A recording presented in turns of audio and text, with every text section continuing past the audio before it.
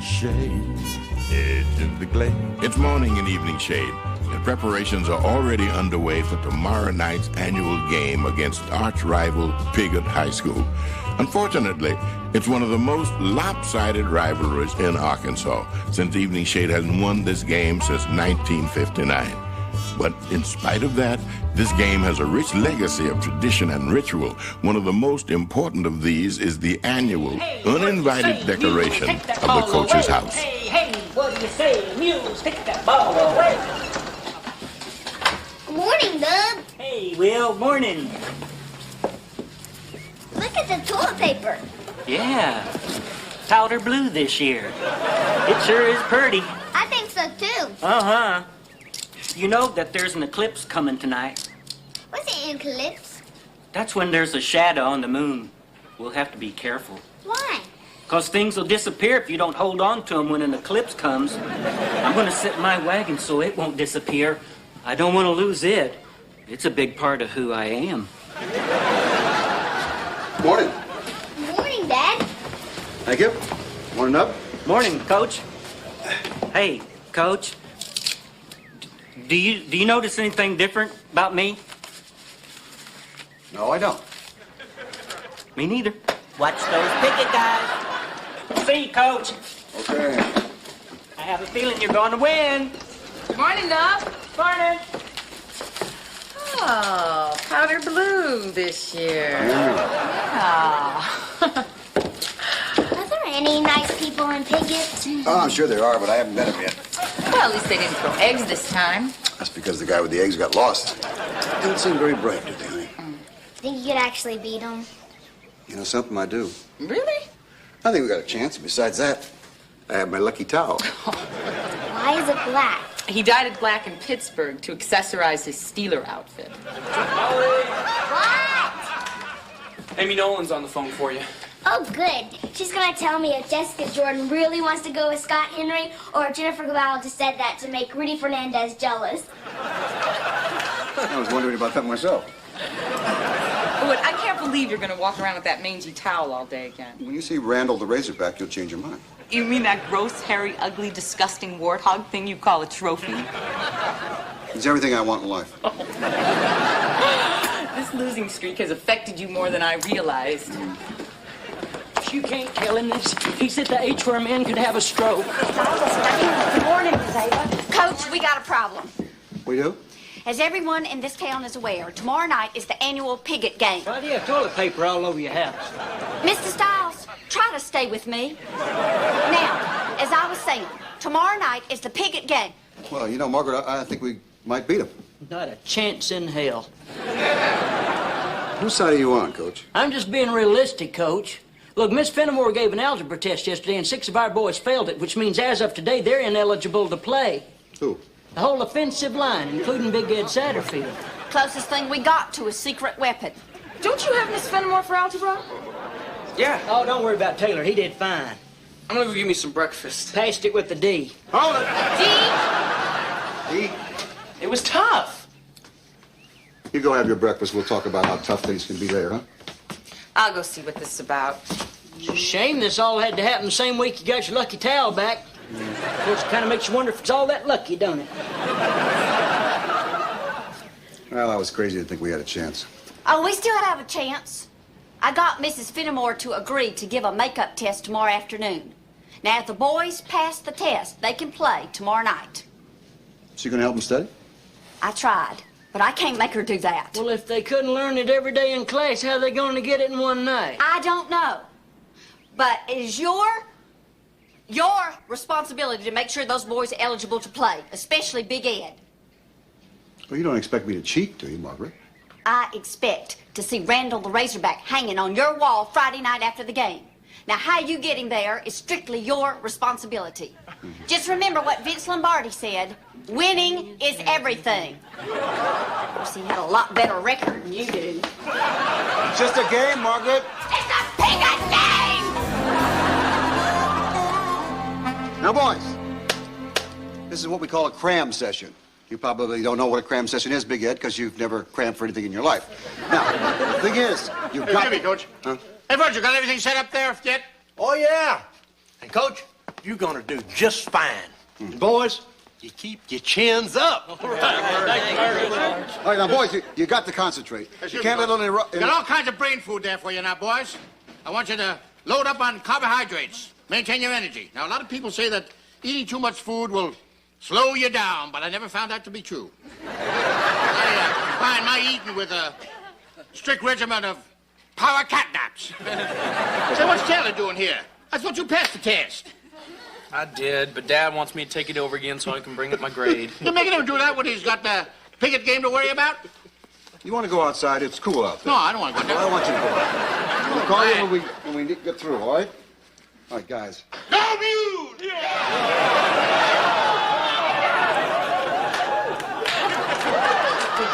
Excuse me, I don't mean to interrupt. No, that's okay. Have you seen Will's dinosaur? Yeah, right here, honey.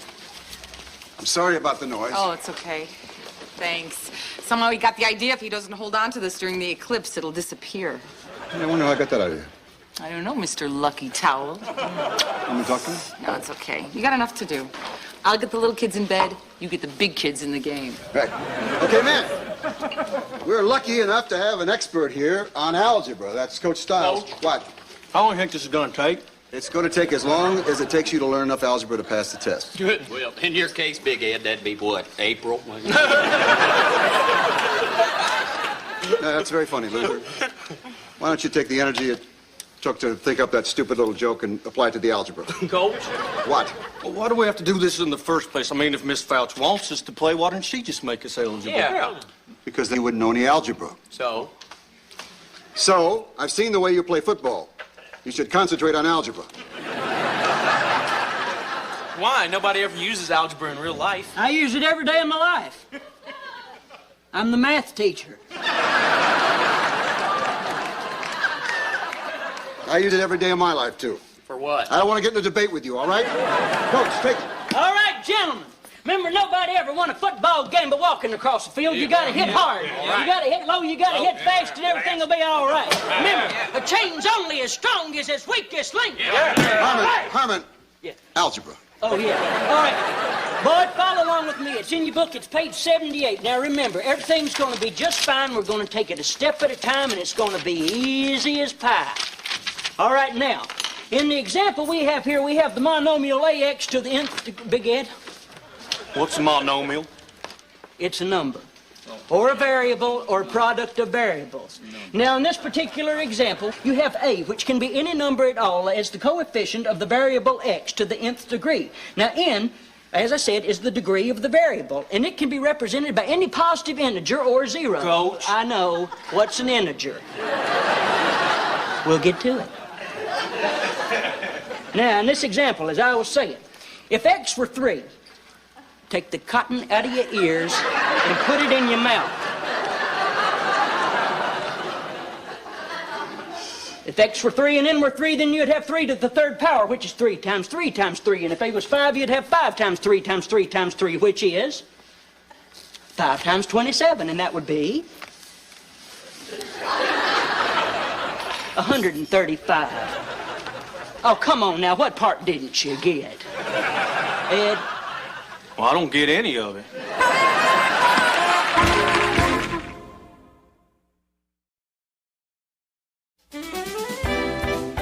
Now, before we do the highest common monomial factors of polynomials, or HCFs as we call them in the trade, I'll teach you about polynomial. Now, a polynomial is a monomial or the sum over different... Bobby, you are making me crazy.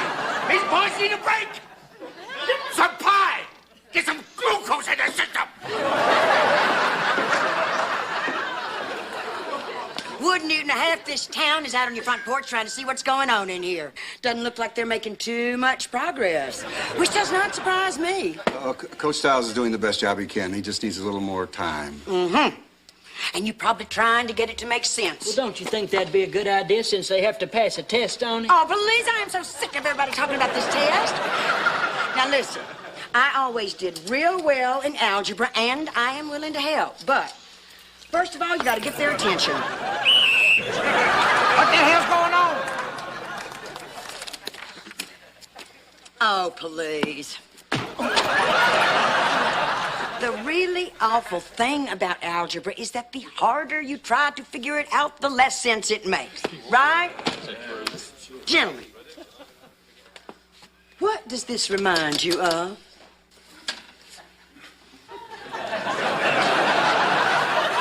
Women? Women! Right. Girls. Now, can any one of you tell me that you truly do understand the female sex? You? No. You? No. You? You? You? Forget about it. Gentlemen, you do not have to stumble through life like a big bunch of testosterone bombs just waiting to go off. No. You can use algebra to understand women. Now, think of monomials as girls. Yeah. And variables are just different ways to describe them, all right? Now, we're going to work this first one, okay? Now, X equals girl. And, okay, if this N was a 2, well, let's say that would be a girl who was sexy to the second power or twice as sexy. And A equals Eden and Shay, okay? So, AX to the 10th power would be a very sexy girl from Eden Shay.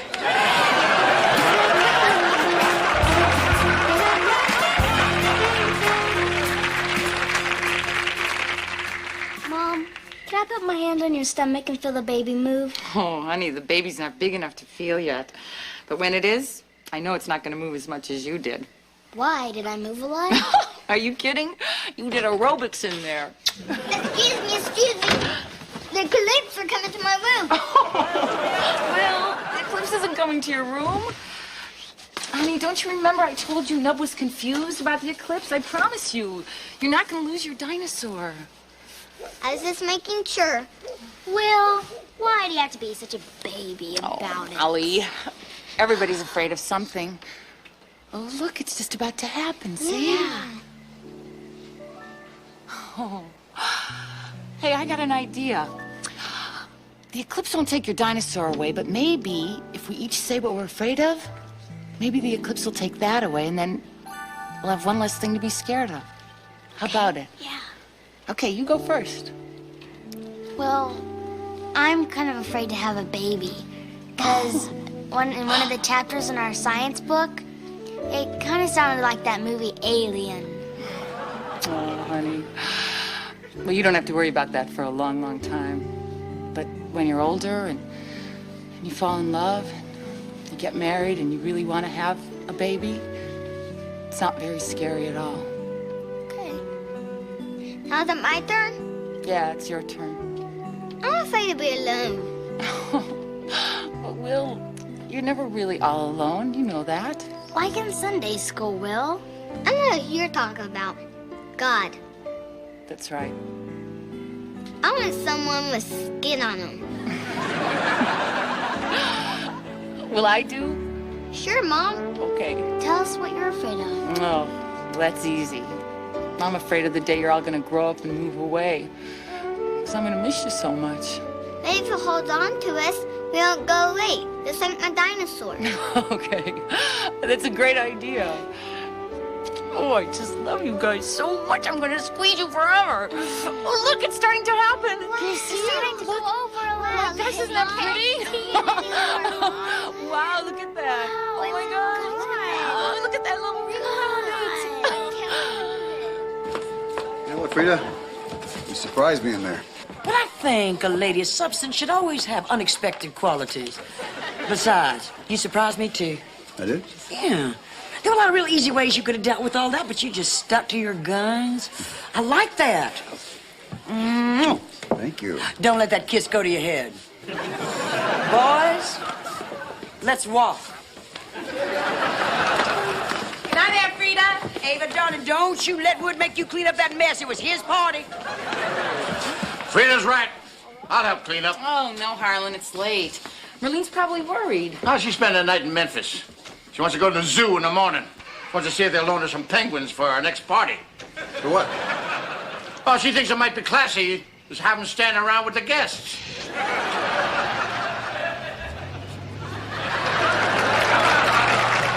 Howdy. Walk this way. Did you see the eclipse? Yes. Well, what are you doing out here? You should be in bed. I'm keeping Mom from being scared. I'll take over from you. You better do a good job.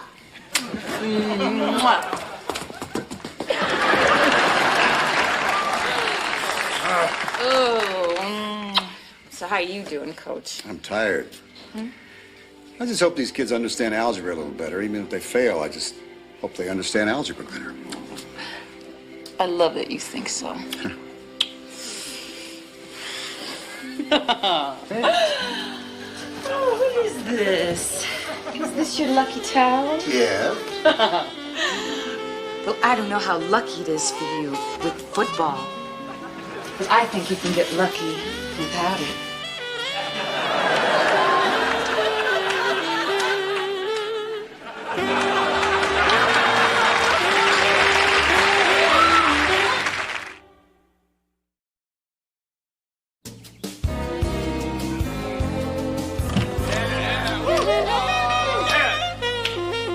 All right, I like this enthusiasm.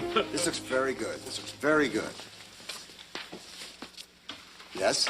What'd you get? I got a B. Who else got a B? I got a B, Coach. Very good, Philpott. Very good. How about some A's? We got some A's? No. C's. We got a lot of C's?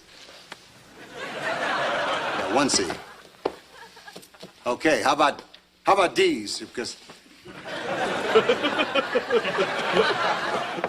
I just made it, Luther. Very good, guys. I didn't see your hand go up big yet. Well, you haven't asked for the right letter yet, Coach. F. Plus. Now, you said the important thing was to try, and I tried really hard, so I was wondering if you go ahead and talk to Miss Fouch so I can play? Yeah. Come on. I can't do that. Come on, Coach. It's the Piggott game.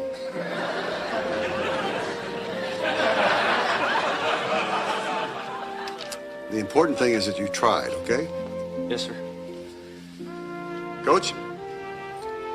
Luther will start at right tackle for Big Ed. You got it. Oh, no, Coach, no. Look, I mean, I don't think I could ever be as mean as them Piggott boys. No, it's okay. You can do it. Sometimes we practice against each other. You're pretty hard to handle. Really? Yeah, if I'm sick or hurt, I can just barely whoop you. Why? If I'm not there in half an hour, you start the calisthenics. You heard the man. Let's go. Go, come on. Let's hope to hell they're sick or hurt. B. A B. All right. Your telephone privileges are now back. Well, it was a little easier to understand after last night. Aunt Frida's examples were pretty killer. Yeah, sort of like something you'd watch on cable TV. How else are supposed to get teenage boys to pay attention? Well, what do you know about teenage boys? Only what Aunt Frida's told me. Good Lord.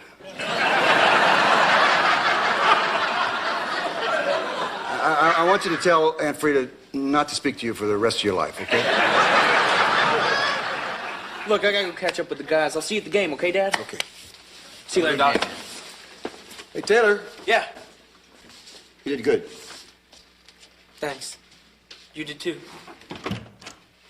Here's your jacket. Where's my lucky towel? I don't know. I haven't seen it since last night. Was it black? Yeah. Looked like a rag? I threw it away. What? Oh, no, it's trash day. It's trash day. Don't worry about it, boy. We can run out and buy you another lucky towel. You can't buy a lucky towel. If you could buy a lucky towel, everybody have a lucky towel. Well, now I know what you're going to do. I know what we're going to do. We're going out to the dump and we're going to look for it until we find it. Now, I am a doctor, Woodrow. I've got to take care of these hands. I can't be digging around in garbage with them. Glad I found these gloves. I got to save my hands. I am a surgeon. Begin to smell like sturgeon. Something ran between my legs before. I thought it was a dog. It turned out to be a rat. Oh, shut up. Will you stop complaining? I'd rather spend 13 years in a locker room with Herman Styles than spend one more minute in this dump. Stop growling, will you? It doesn't help. You boys better have a good reason for going through my refuse resource. What? When the city leaves it here, it all becomes mine. No, we're just looking for a little old black towel somebody threw away by mistake. It's black? Yeah, I dyed it black because I used to play for the Steelers, you know. You played pro football? Yeah.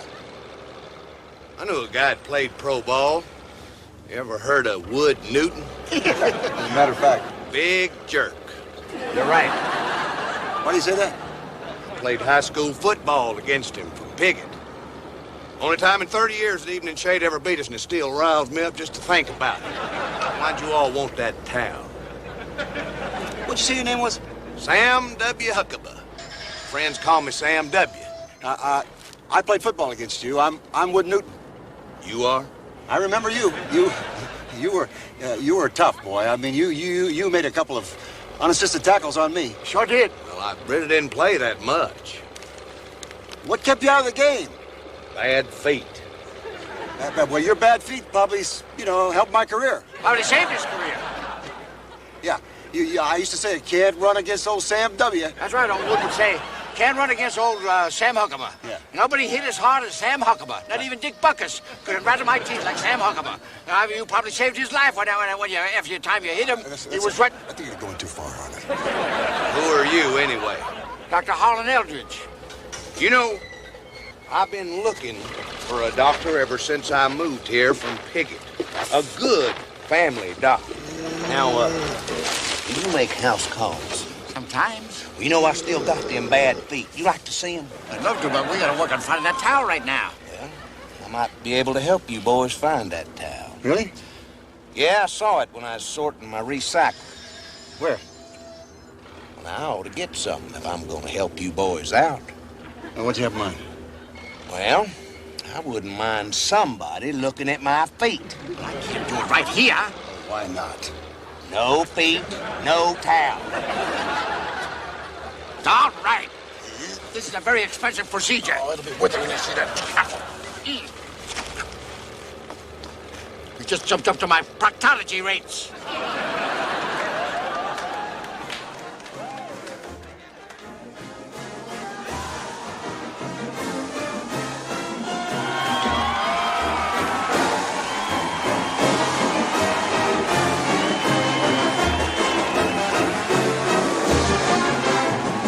Yes, the Mules played Piggott to a 17-all tie.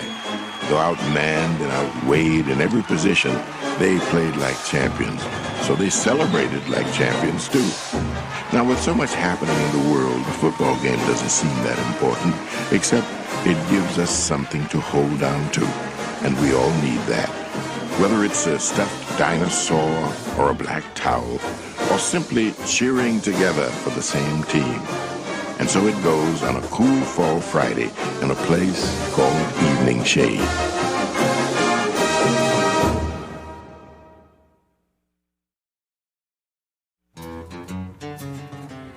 In Evening Shade, we ain't afraid to get a little laid back and let the daylight fade. Life goes slow and it's worth a lot more when you got it made. We got it made in the shade. Evening Shade.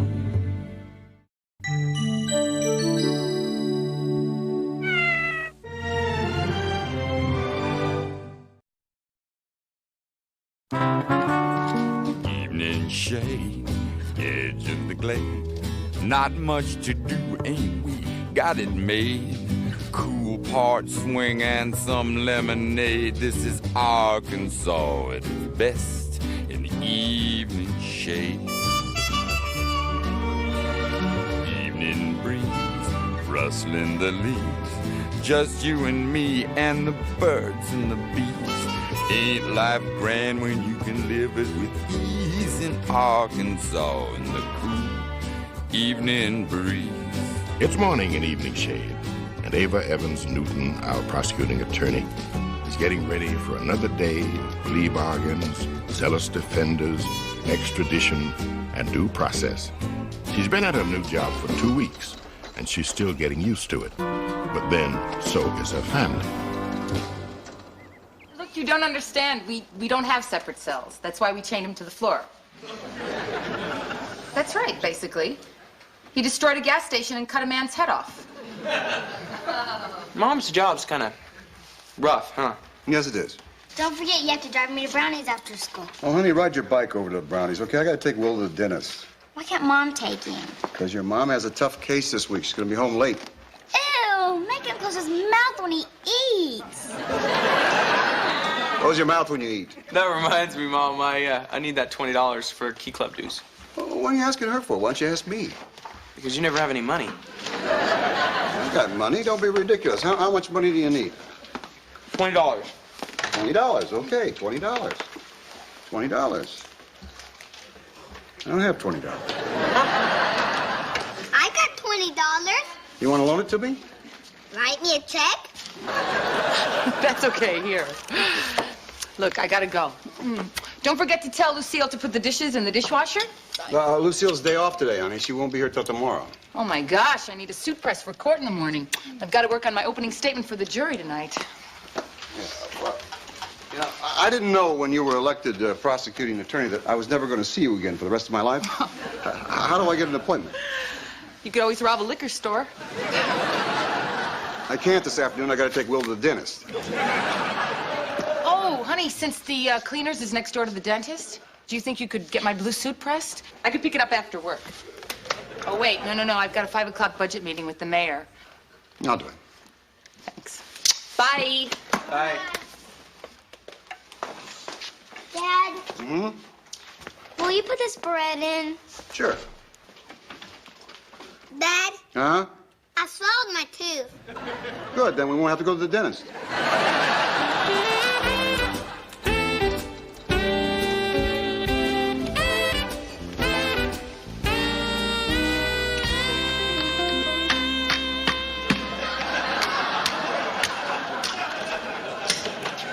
Hey, everybody.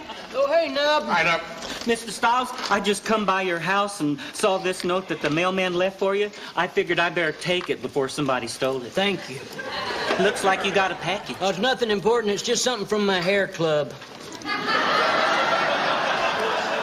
You belong to a hair club? Yeah. I saw about it in this magazine. They send you treatment once a month. They have to mail it fresh, though, because it's got some kind of animal urine in it. You put urine on your head? Well, it's not like I go to the hospital and steal bedpans or something. It's a very rare, exotic animal urine. Go ahead, feel my head. You got a new growth coming in. No, I don't want to feel your head. I don't want to be in the same room with your head. Hey, have I ever told you all about my 2 weeks in Yellowstone Park? No. That's good. That was a very special time. And I don't feel like sharing it. Hey, ho. You got that ball now, really go. Guy kind of has trouble staying on the subject, doesn't he? Yeah. Coach, you awfully distracted today. No, I'm fine. Oh, come on now. This is your buddy Herman you're talking to. What kind of problem is it? Is it personal, professional, or domestic? I don't want to talk about it. Domestic. You know, what we got to do first is we got to pinpoint the source of your stress. Well, it's not stress, really. It's Ava's job. You know, it's turned out to be a lot harder than we both thought. She doesn't get home till 8 or 9 o'clock at night sometimes, and she brings all these papers with her, you know. I don't know why she can't leave her papers at the office. I leave all my papers at the office. You teach PE. Well, anyway, I get off at 3 o'clock, and I think they're taking advantage of me because I have to, you know, run these kids to dance class and piano lessons and gymnastics, and then their friends. I have to take them all over the place. Nobody ever says thank you. You know, you are being kind of whiny. Who asked her? All right, now you're giving me some information I can work something with. Sounds to me, Coach, like what's happening is you're having what's called a traditional response, complicated by the fact that there's a new and less stable set of guidelines governing modern relationships. Geraldo had a two-parter on it last week.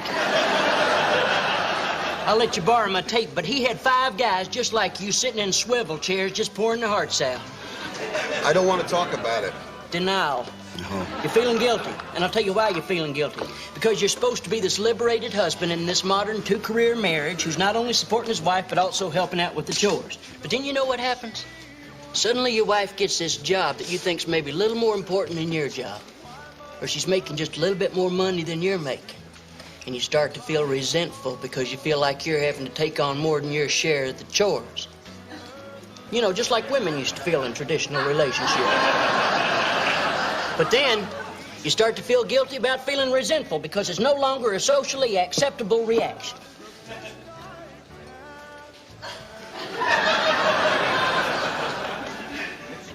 Don't you have to go to the post office to pick up your urine?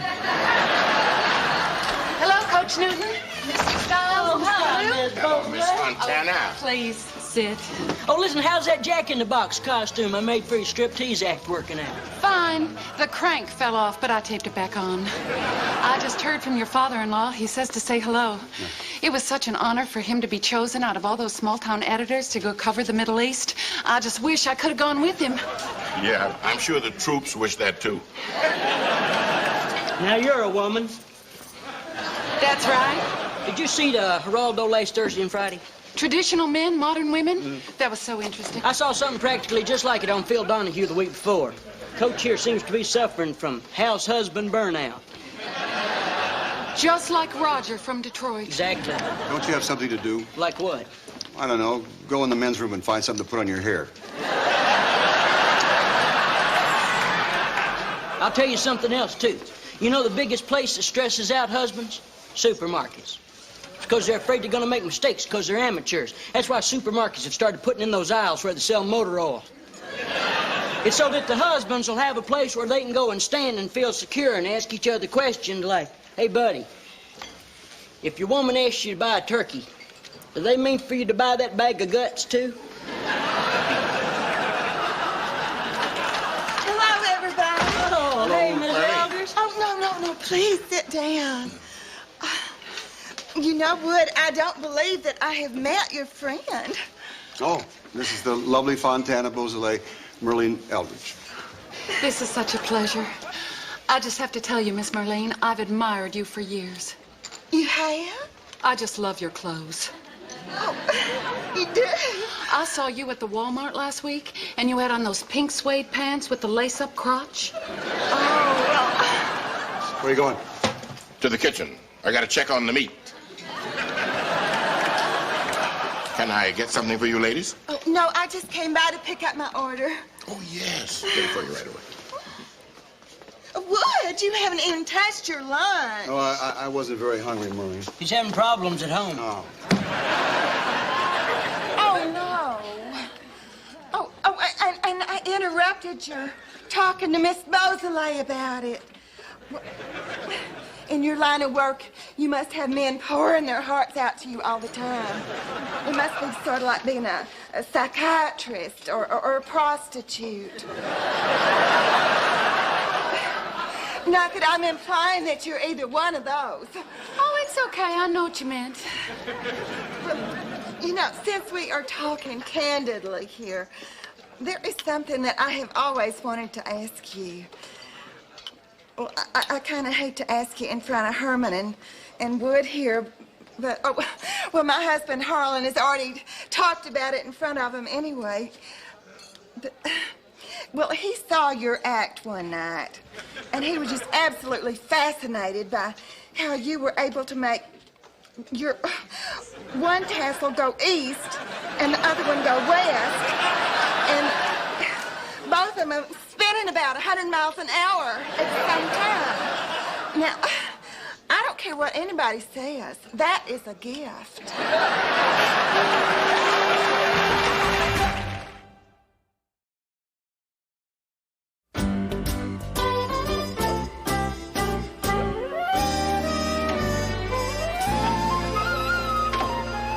Is Mom home yet? No, she's not. How come she wasn't here for dinner? No, maybe she got held up. Right. I bet she's having an affair. That's very funny. I like it when my daughter combines sarcasm with adult sexual humor. Don't get wound wound up or anything. I was only kidding. When she comes home, don't jump on her, okay? I'm first. I'm older than you. I got some things to talk about. What do you want to talk to her about? I need help with my homework. Well, you could have come to me about that, you know. I'm not some ex-no-necked football player, you know. I mean, I'm a nurturing father. I'm a college graduate. It's math. Talk to your mother. She'll be home in a minute. Hi, sweetie. 2 sweeties. Sorry I'm so late. Mom, I really need Honey, help. I'm first, okay? You go upstairs. I'll send her up in a little while. Oh, you found your way home, huh? I said I was sorry. The kids get their dinner? Well, everything they can reasonably expect from a single parent.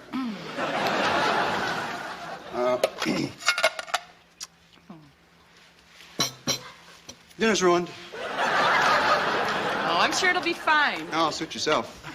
You know, I called you 27 times at the office. Nobody answered. What if I was some desperate criminal that wanted to confess?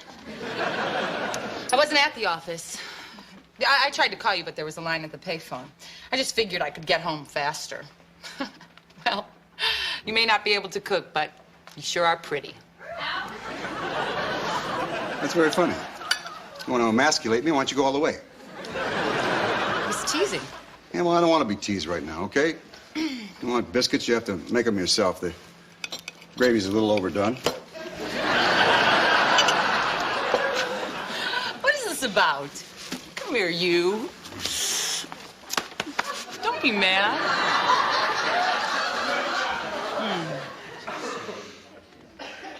You've been drinking.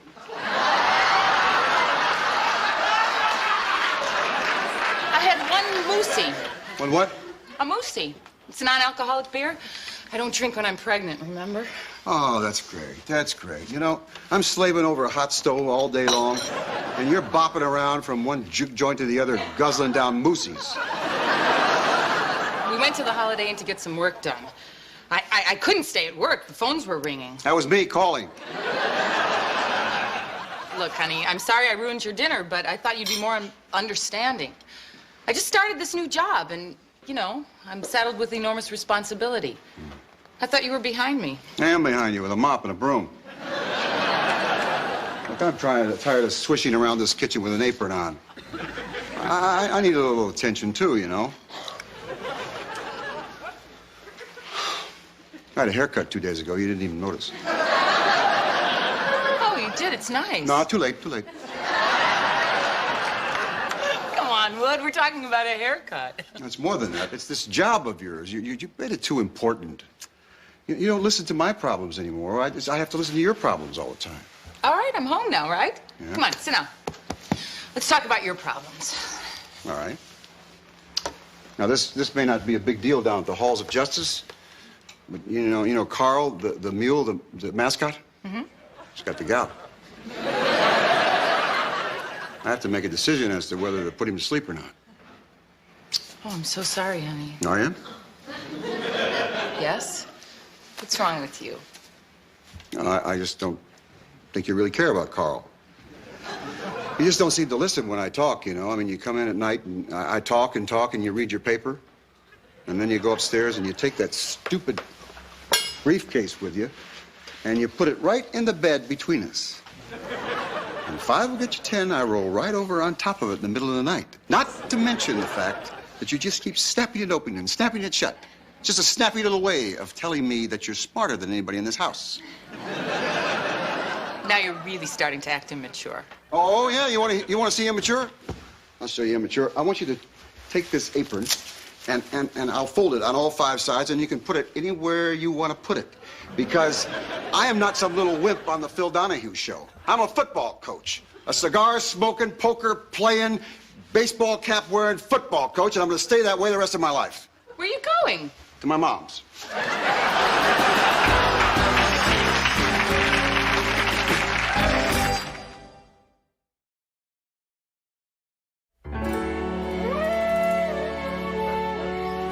This is a big waste of time you making up that sofa when you know good and well you're going to wake up in the middle of the night and go home to your wife.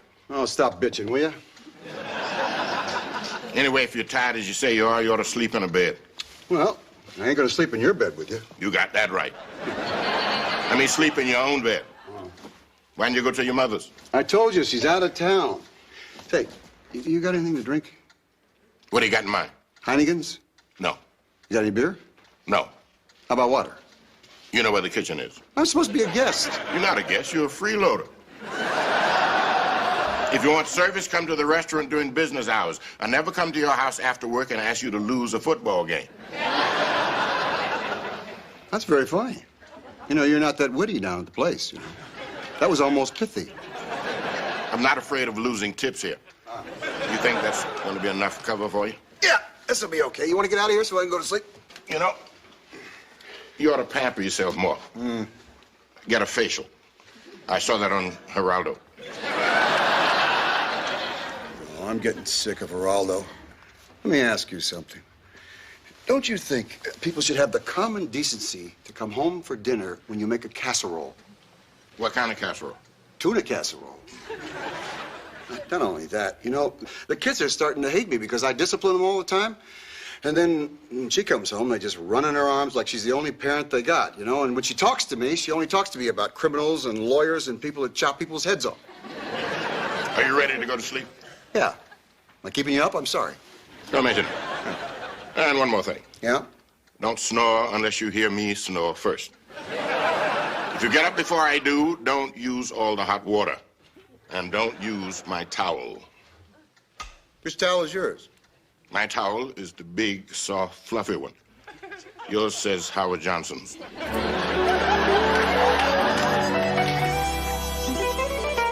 Why aren't you dressed? It's 3:15 in the afternoon.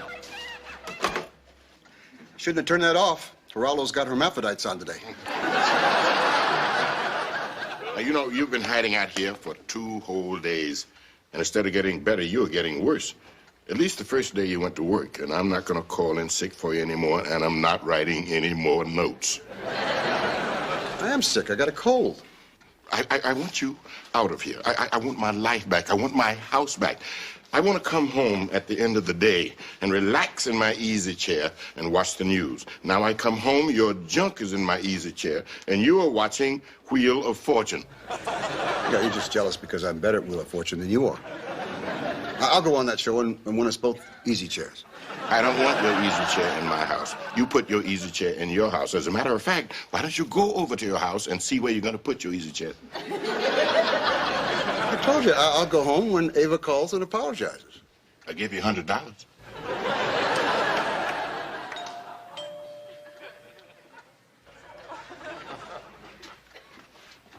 Hi, Ponda. Frida! Come on in. Wood Newton. How you doing, Frida? Oh, my Lord. Ooh, you really did let yourself just fall to pieces, haven't you? Listen, if you keep on like this, you're going to wind up just like Nub Oliver, and then we can all watch the two of you just rolling around town in little matching wagons. What did you want, Frida? I just came by to check on you. What'd you do with my mail? It's under that stuff there somewhere. I cannot believe you just sit around here all day. You don't talk to anybody. I talked to the mailman today. He came in, we had a cup of coffee. You'll be interested in this, Frida. He told me that his sister had all of her ovaries taken out, and about 10 years later, she went to the hospital, you know, just to have a checkup. They grew back. Isn't that amazing? Now you see what I'm up against. I come home and all he wants to talk about is whether Philip is going to get back in time for Beth to have a baby on Guiding Light. Oh, honey, it's plain to see we have got ourselves a major case of depression here. I'm not depressed. I'm just a little tired. Oh, please. See, don't you talk to me about depression. Now, I know depression.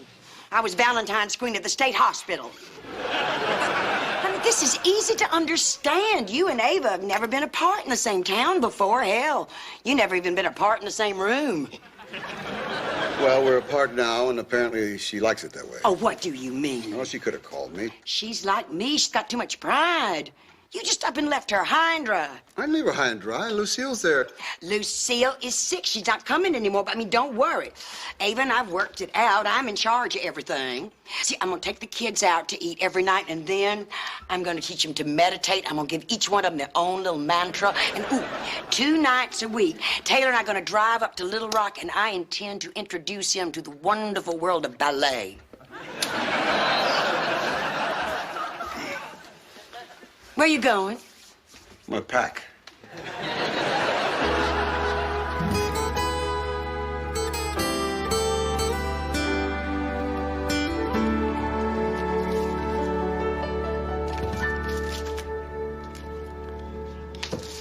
Hi. Hi. How's Ponders? It was all right. I don't think we're ready for a lasting relationship. I missed you. Did you? I'm sorry I was such a horse's rear. No, it was my fault, too. You know, you could have called me.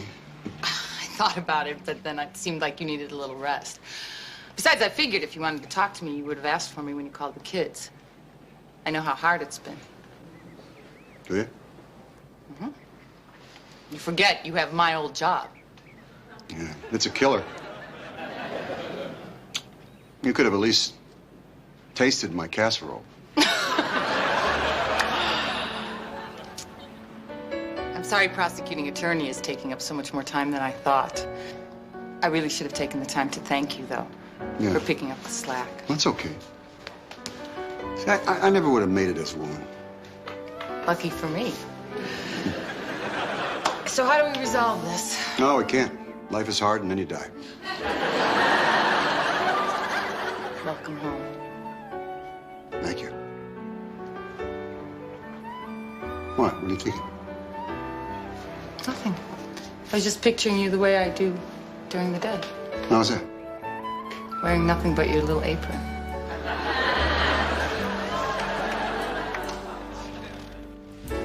You're bad.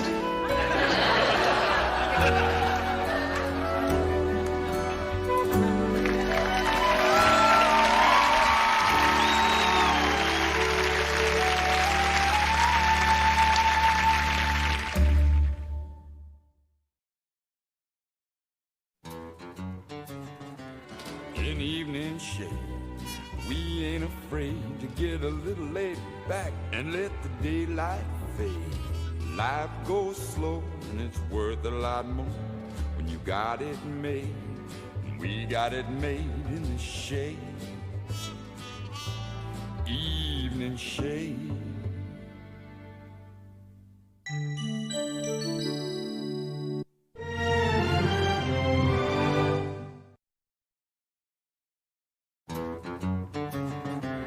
In evening shade, we ain't afraid to get a little laid back and let the daylight fade. Life goes slow and it's worth a lot more when you got it made. It's high noon in Evening Shade. A television film crew has just arrived in town. They're preparing to shoot some battle scenes for the sequel to the miniseries The Blue and the Gray. In another part of town, at Blue's Barbecue Villa, Wood Newton is holding court, totally unaware that in a few short hours, Hollywood will be calling. Hey, why don't I take off this afternoon? You get Taylor. We'll do a little hunting. Oh, I'd love to, but I got 2 classes this afternoon. You know that I've lost my older son. He's gone off to become a movie star. You know, I think that you and I are the only 2 people in town not trying out to be in that movie. Right. Hey, Coach. Hey, Ponder. You know? You're never going to believe it. I went over there this morning where they were having those Hollywood tryouts, and they said they might try to hire me to be a gopher. And then this guy comes out, they call the director, and all of a sudden he looks at me and starts jumping around all excited and screaming about how fabulous and real I am. And next thing I know, they're trying to give me a part. Well, that's great, no? What part was it? The half-wit. I'm not going to accept it, though. I just instinctively knew it wasn't right for me. Anyway, I'm saving myself for Rescue 911. Hey, Coach. Yeah. Hey, listen, I can't thank you enough for covering for me this morning and helping me out. Oh, that's all right. You know, people are always kidding me because they say I've seen every movie ever made. Sure came in handy this morning, though, during those auditions. What happened? Well, I started out with a little James Cagney. And then I finished up with just a little bit of Eleanor Powell.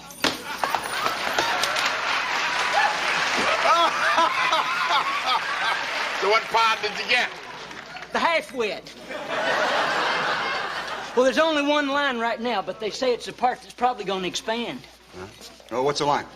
Well, I don't want to spoil it for when you see it on TV. Okay. But if you really want to know, I'll tell you. It goes something like this. Excuse me, soldier, but have you seen my old dog's lost bone? What do you think? Very good. Well, I'm not really going to say it like that. I'm going to do it a whole lot better than that. Boy, you should have seen that casting place. It's like some kind of scene out of Spartacus or something. People have been driving from everywhere to get to be in this thing.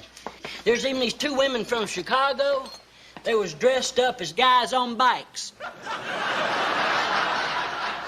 One of them kind of grabbed me by my crotch and said, "Hey, where's the snack bar?"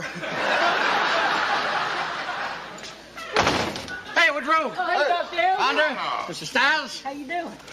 Well, I'm a little surprised, actually.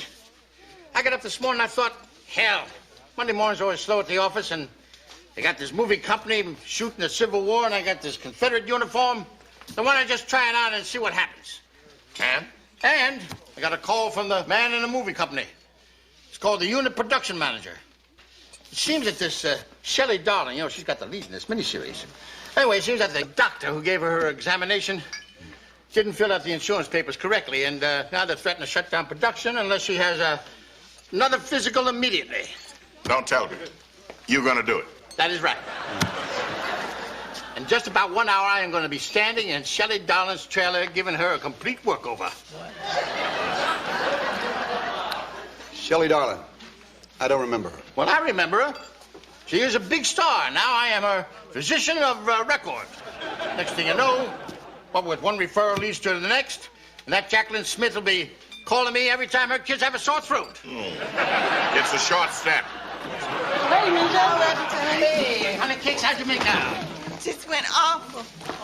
I didn't even get to read for anything. Oh. They said, though, if I came back tomorrow, that they might be casting some more extras. You owe me $50. I thought you were going to try out. I only did it to prove a point. Well, she got one line. She had to beat out two rough-looking chicks on motorbikes to get it. Miss Beausoleil sure does look happy. What part'd she get? Shelley Darling's wet nurse. It's non-speaking. Just call him back and tell him I can't possibly finish these battle scenes by Saturday. I mean, there's just no way. First of all, we are 5 days behind schedule. 6. And the Weather Bureau says rain. Gentlemen, I am just a director. I am not a miracle worker. That's Ellen Roth. Nobody's blaming you for the weather, Alan. It's just that Dennis really doesn't love it when you go over budget. Well, why don't we just try stop calling Dennis, okay? So he doesn't know everything? That's my job. You know, I work for the studio. We all just want to make a really good picture that we can all be proud of. Look at this place. The barbecue villa. Is this cute? You know, Shelley called Dennis to complain about her trailer. What's wrong with her trailer? I mean, that is the very best trailer we have. She says it's not level. She says you're doing it on purpose. Why would I do that on purpose, Nadine? Jeff, you are talking to a man who swills Pepto-Bismol every day for breakfast. I am not out looking for trouble. If her trailer is not level, then maybe it's parked on a hill. Maybe we should level the hill. Doug, level the hill. And what would you find people like for lunch? Do you have some kind of a fresh fish with a little pasta and fruit on the side? No, I'm sorry. We don't carry that. I hate rural location shoots. Jeff, will you get pleased with this program? This is authentic barbecue. This is not a Hollywood frou-frou lunch. What do? Get some kind of a brisket and chop it up and pour that red stuff all over it? I'm sorry. I'm not allowed to tell you that. It's a secret recipe that's passed along only after you marry your cousin. You have a wonderful voice. Thank you. That voice is wonderful. You know, maybe we should hire him as a speaking extra. We don't have enough blacks to be slaves. Yes, age-old problem. Excuse me. We couldn't help over here. I'm Dr. Holland Eldridge. One of your people called me today. They'll give Miss Darling her insurance physical. Yes, that was me, Doug Jackson. Yeah. I just wanted to say, pertaining to your comment, that my wife and I would be happy to play slaves, you know, if you're running out. Well, you know, that is really very kind of you. Now, what did you say your names were, please? Fred and Ethel Mertz. Harlan and Merlene Eldridge. Harlan and Merlene. Eldridge. Eldridge. Did you get those names? This is cute. Now, Harlan, I'm terribly sorry, but we really have given away all the local parts. I just love this little man in the wagon. I think I do. Now, look at that. Is that not marvelous with the tambourine and flag? That's nothing. Look at this. I'm using all my motor skills at once. Now, this is pure small-town Americana. I mean, you cannot duplicate this, Doug. This cannot be duplicated. Excuse me, Mr. Roth, but my husband Harlan and I would be interested in playing just almost anything. Go ahead and sing, honey bunch.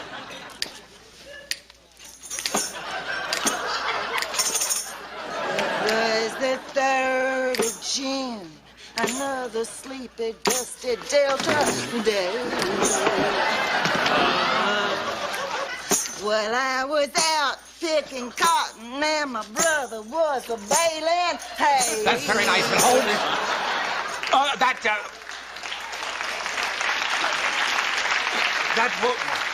That will not be necessary. Merlene will call you. Gentlemen, there are no more local parts. I'm terribly sorry. Except for a dark and brooding Confederate colonel. Who is that man over there? Harlan Eldridge. No, not you. Get out of the way, you. And everybody back. That man there. Who is that man? Who? That's our football coach, Wood Newton. No, that's not the football coach. That's our Confederate colonel. Not you. Will you get back?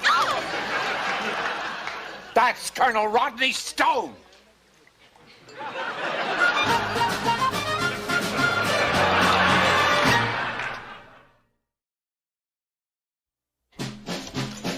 Sticks, David. Sticks, please. Marker. Okay, smoke, man. Smoke. A little more smoke. Okay, more smoke. All right, smoke man out. Smoke man. Good. Please. Okay, all right, stand by, people. Now, please, quiet on the set. This is... Playback. Okay. Playback. Playback now! Action! Cut! Please, let's try this again. Fellas, Confederates, you are coming over the hill too slow, all right? Now, this is the 28th take. And I am really getting very tired. If you people don't work this out right, come over the hill slow, or we'll have to get people from New York, all right? Once more, people. You know for something, the 30th Coach? time. Thinking about changing my line. Instead of saying, "Excuse me, soldier, but have you seen my old dog's bone?" I'm thinking about saying, "Excuse me, soldier, but have you seen my old dog's damn bone?" Too much. They don't like you cuss on TV. But don't you think damn would give it a sense of urgency? Now, why don't you just stick to the script, huh? Hey, Coach, you want to go over your lines again? No, I don't want to go over them again. You know, I don't know how you talked me into this. I've missed 2 days of school already. I only got 3 stupid lines in this stupid miniseries. Nobody's going to watch it anyway. Excuse me, Coach, but that first Blue and the Gray did real good in the ratings, and you got more than 3 stupid lines. You got the biggest part of anybody in Evening Shade, and you're even getting to act with the star. Besides, you're carrying the torch for the whole rest of the town. What's the holdup? Oh, we're just doing a few pickups, waiting for Miss Darling. She's not feeling well. Well, what's wrong with her now? I don't know. She came outside, took a look around, and then went back in her trailer. Since she's always coming out, looking around, and going back inside. I mean, what is she, a groundhog? That's very funny. And another thing, exactly who are all those people that keep going in and out of that trailer? Her husband, her hairdresser, her manager, her publicist, and her lint picker. The what? Her lint picker. He's the guy who picks lint off of her. I seen him doing it. I wish I'd known about that job. I would have applied for it. Hi. Oh, hey, Miss Newton. Oh, we just thought we'd come and visit you. Hey, Gay, how you doing? I can't believe you haven't worked yet. It's already 5 o'clock. Huh? Hi. Not coming out. Can't go in there now. Her husband says she doesn't want to speak to anyone in person. What is that supposed to mean? I talked to Dennis in California. He said that we should try to get her on the phone. Try to get her on the phone? Why would I do something like that when she's 20 feet from me? I don't know. This is Bob, as soon as she comes out, hit her with the spot, okay, please? So that I don't have any more excuses from her. Thank you. Hi. I just love this girl. Look, don't upset her. Just call and maybe she'll come out.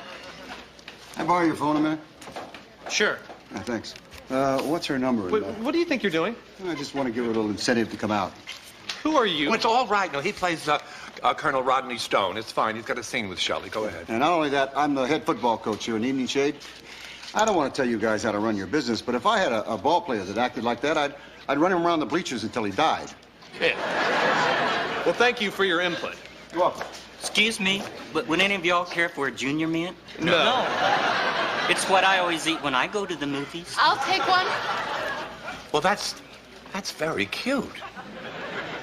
Oh, look, there goes Harlan. Alan, listen, the temperature's falling and the blood is getting all gooky. None of it is going to match the stuff from this morning. Oh, give me the phone. Get that phone. I want her out here now. Do you hear that?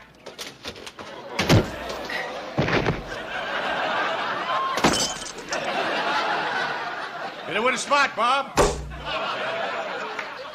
You stupid idiots! When I asked for a doctor, I didn't mean some big dumb goober from this hillbilly hellhole. I meant a real doctor. I meant you get that SOB sorry excuse for a studio head dentist, whatever his name is, to send his personal jet with some real medical personnel on board. Some people who just might know how to diagnose and treat stress and anxiety and exhaustion. And yes, even a brain tumor, because that's what I have, a headache and a brain tumor. From being consigned to live in this redneck hellhole for 5 nightmare days in a freaking hospitality inn with no room service. Just a $4.95 all-you-can-eat buffet line filled with truck drivers and their 2-cent wives and their screaming children dripping with Tootsie Roll juice. You can take your big old biscuits and your friggin' grits and put them where the sun don't shine. Because I can't take any more of this horrendous food, this impossible schedule, my tilted trailer, these guns going off and on and day and night. And I will go insane if one more person says, you all come back now, you will. This is all your fault. You sorry, slimy wimp. You did this to me. And just for that, you can stay out here and freeze your big stupid butts off all night with your new rosy cheeked, slack-jawed hick friends, because I won't be coming out for another 6 hours. And you can put that in your big bullhorn and blow it, Mr. Ferret Face.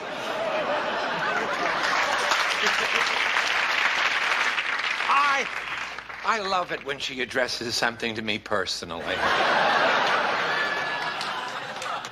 Well, gang, you can relax. It's going to be a long night. You know, if she takes 2 minutes out of that speech, it could be wonderful.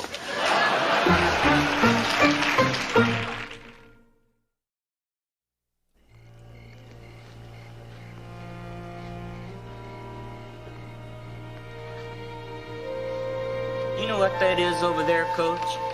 That's a big old movie star. Gone bad. I think you're right, Nub. I bet she's making $100 a day, too. Try $10,000. Wow. Boy, I bet you guys know a lot of movie stars, huh? We know a few. I guess deep down inside, they're just like you and me, huh? No, they're nothing like you and me. Excuse me, but why don't you just fire her? If I refused to come to work for 3 days, my boss would certainly fire me. That's in the real world, dear. We're from Tinseltown. She sure couldn't treat people this way if she lived around here. That just wouldn't be right. That's an interesting phrase. That just wouldn't be right. Did you ever hear that, Doug? You know, I never heard that. That just wouldn't be right. I heard it won't make money. Or we might get caught. But I never heard that just wouldn't be right. I mean, that's extraordinary. These people are a gold mine. Somebody should come down here and study them. We shouldn't be making this movie. We should be making a documentary. Hey, Coach. You gonna quit? No, I'm not. I got a lot of time invested here. I'm gonna wait her out. That's the spirit. She's got to come out of that trailer sooner or later. Hey, fellas. What y'all want to do now? I think we should all sing Kumbaya. I just love that guy. Why don't we run over your lines again? All right. I'm sorry, Mrs. Culpepper. I can't give you that information right now. My troops are in the field. Here's a map if you're interested. I think on here's the map if you're interested. Yeah? You ought to put a little mystery into it. You ought to go like, here's the map. Then pause, raise your eyebrows, if you're interested. What do you think?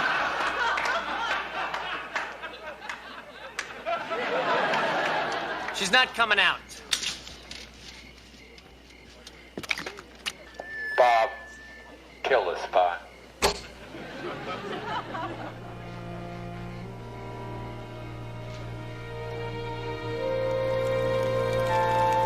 All right, is the dog okay? Fine, okay. Quiet on the set, please. Action. Excuse me, soldier? Have you seen my old dog's lost bone? Cut and quit! Are you sure? Oh, that was great. Are you That was sure? just great. I could do it a lot better. Okay, everybody, take 5 before you have Miss Garland ready. Really, I could do it better.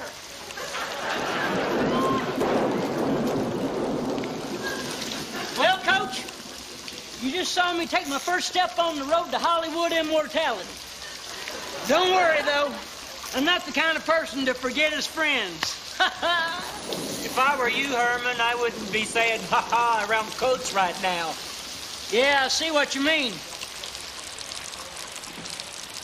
He just weren't so stubborn. You know, the first day he had that uniform on, he looked so cute. Now it's beginning to smell. Harlan, why don't you and Ponder go talk to him again? Oh, all right. He's not gonna listen. Come on, Ponder. All right. Wait a minute. Woodrow! Woodrow, now this is getting ridiculous. Hell, that Shelley, whatever her name is a nutcase. She could be in there until next July. You're right, Wood. So you didn't get to say your 3 lines. Let some other poor old slop say 'em. At least you got paid.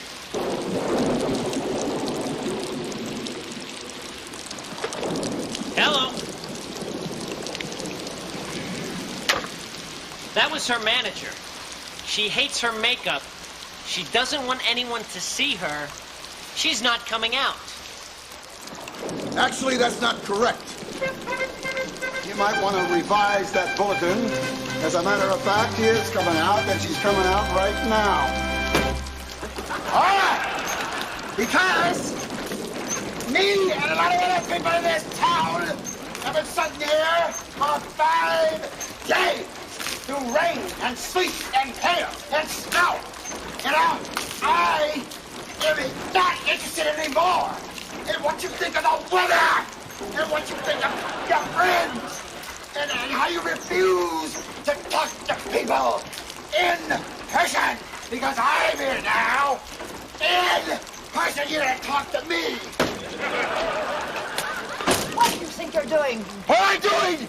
I'm sticking this printer. I'm sticking this printer until you get your pumped up movie star butt out of here because I've got some lines to say to you. 3 lines is better. 3 lines.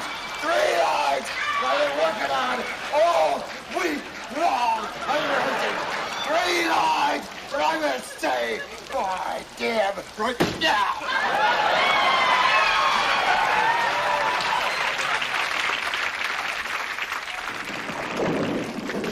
Who are you? Huh? Well, I'm Wood Newton, the head football coach in this little town you laughingly call a hellhole. Don't worry about people when they say to you, "Y'all come back now," you hear? Because we don't mean it. Especially when we're talking to you. As a matter of fact, if you would show up here, we'd move the town. Now, where's the camera? Right here, sir. We're ready. Get it over here. Over here. Stand here, right on the spot. I want it over the shoulder and try not to get any... Come out and get that lid picker out of here. Over the shoulder. Quiet, please. Action. I'm sorry, Mrs. Culpepper. I really am. But that's all the information I can give you right now. My troops are in the field. Here's a map if you're interested. Cut and print! You get that? You'll never work in one of my films again. Frankly, my dear, I don't give a damn. And so Wood Newton's acting debut begins and ends. He may not get a star on Hollywood Boulevard, but he'll always have one on our main street, right here, in a place called Evening Shade.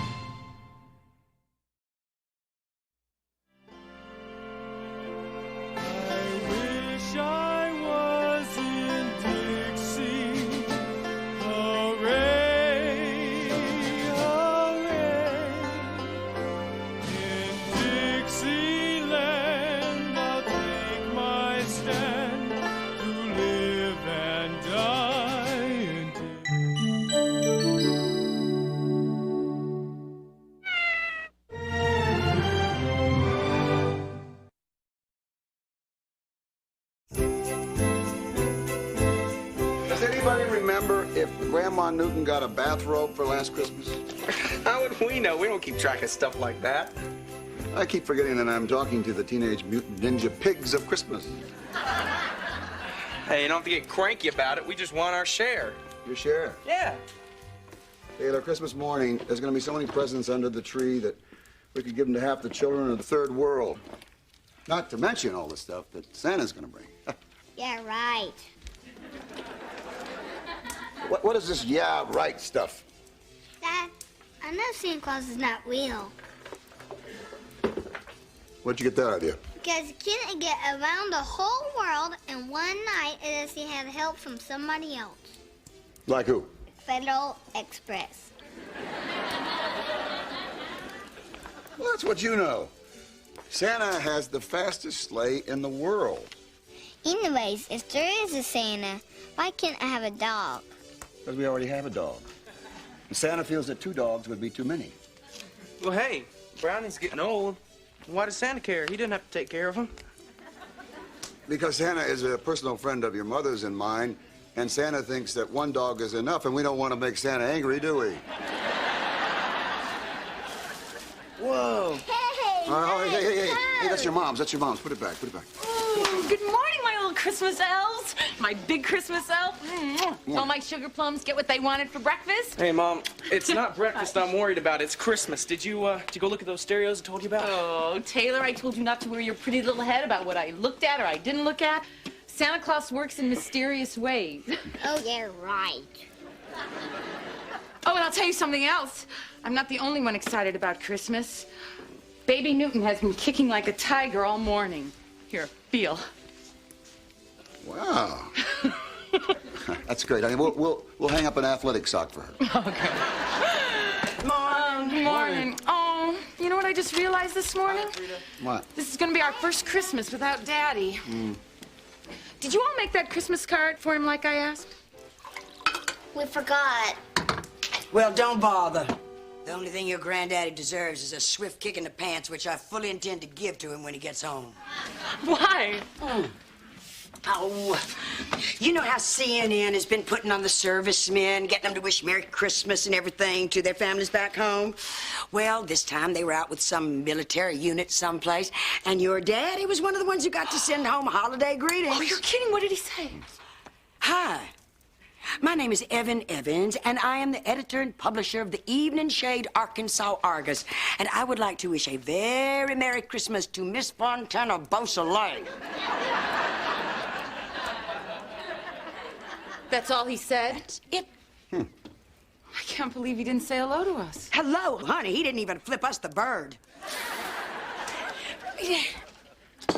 It's humiliating enough that the whole town knows that my brother's going out with that over-peroxided trailer park trash. Rita, all they're hearing is a name.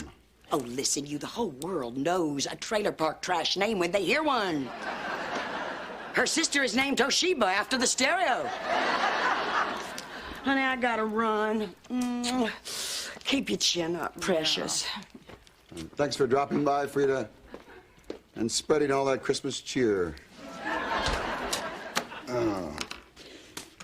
I got an idea.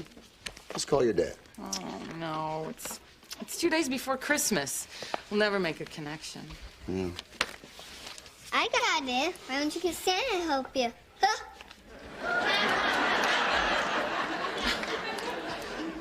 Is he being sarcastic? I'm afraid so, yeah. He doesn't believe Santa Claus is real. He doesn't believe Santa Claus is real? Nope.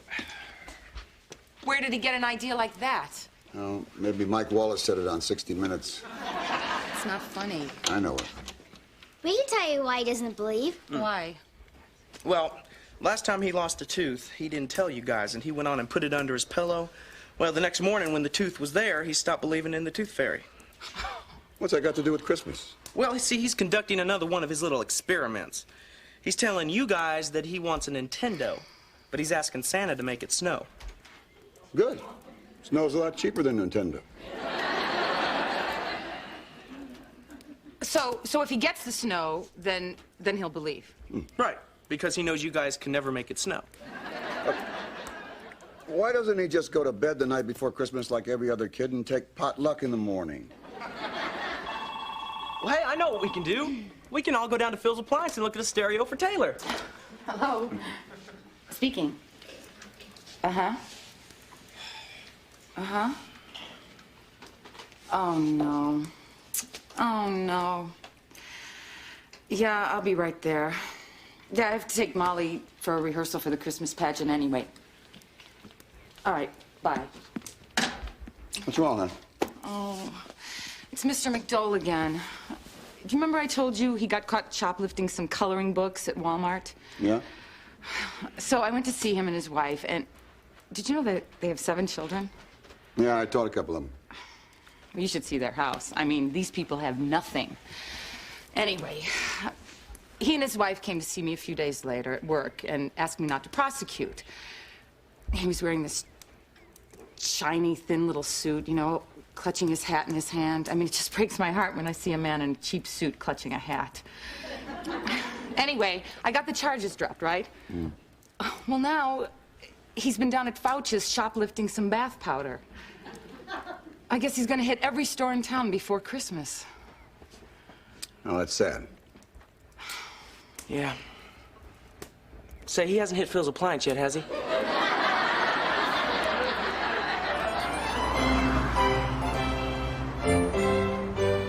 I don't know what we're gonna do. In the past, Snub's always written a letter to Santa Claus at least a week before Christmas. We've only got 2 days now to buy whatever it is he wants.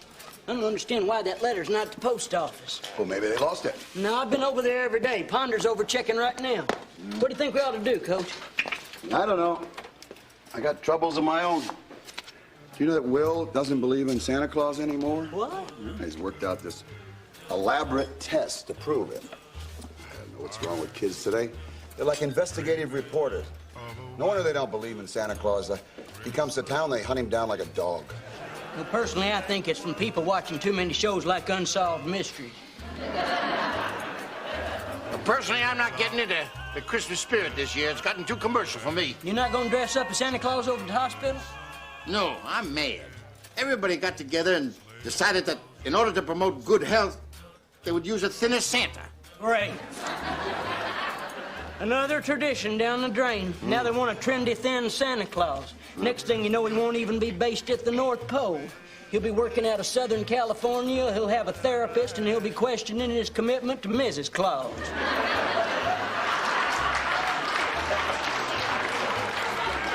Well, Christmas has gotten entirely too commercial.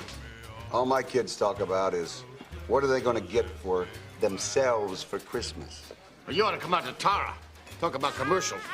We got so many lights around our roof, I'm afraid some plane is going to try and land. I mean, you can't even go to the bathroom in my house without listening to jingle bells every time you raise the lid.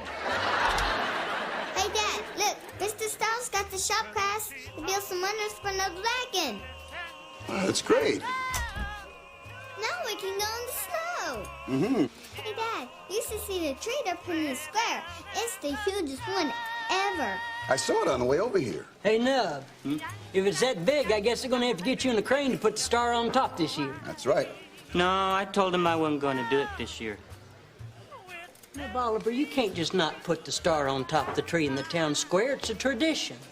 Well, I'm sorry, but I just don't feel like it this year. It just doesn't seem the same since I don't believe in Santa Claus no more. Hey, Dad, me and Lev are going to the Taster's Freeze. See you later, okay? Well, can you beat that? All these years, people in this town have been scrambling around, busting their butts, trying to make sure he gets what he wants for Christmas. And he don't believe in Santa Claus anymore. Hey, Coach, who do you suppose could have put an idea like that in his head? I don't know. I got a 4-year-old suspect, though. Hey, anybody see Evan on CNN? No, boss, it ain't come up yet. Well, Nub's letter to Santa Claus finally showed up at the post office. Well, what does he want? Unfortunately, nothing we can get. What is it? Snow.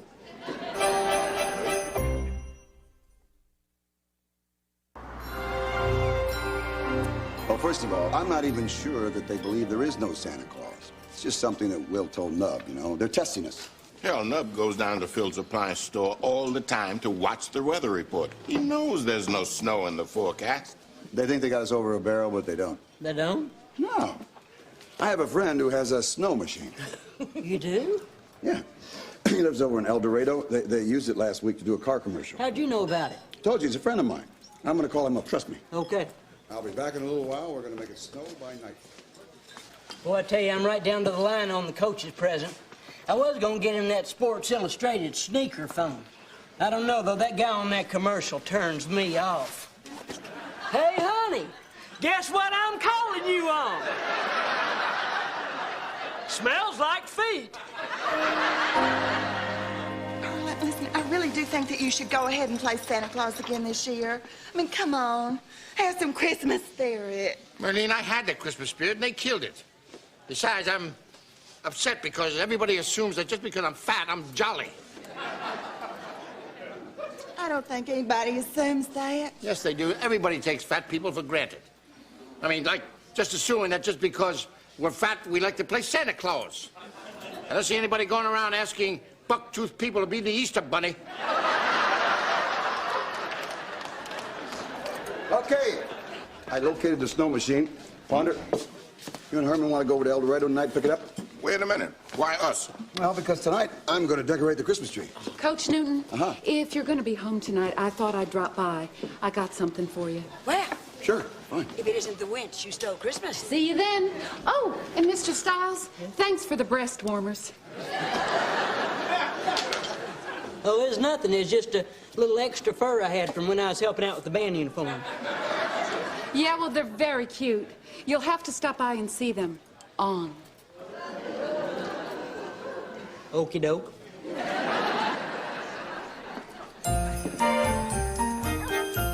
Don't shake that! That's my manicure kit from Aunt Frida! Okay, everyone. Here's the official Christmas 1990 ornament for baby Newton. Mom, I hope you didn't forget to get my new Kids on the Block book bag, a wristwatch, and a hand-painted sweatshirt with my name on it. All right, I've heard about enough of this. I want you to look over there under the tree. You see all those presents? It's disgusting.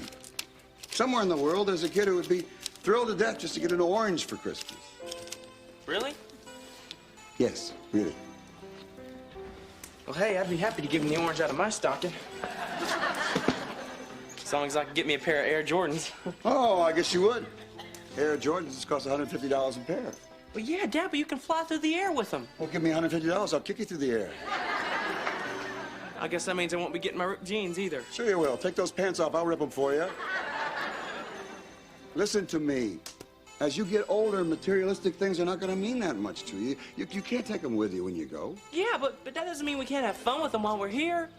Oh. Come on, Dad, you're old. You're gonna die a lot sooner than us. We've got years ahead. We need stuff.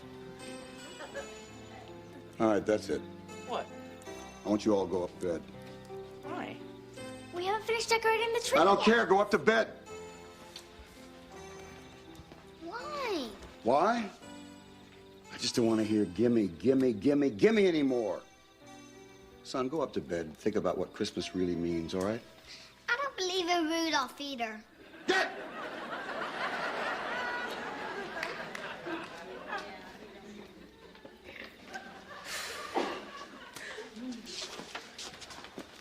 Where are you going?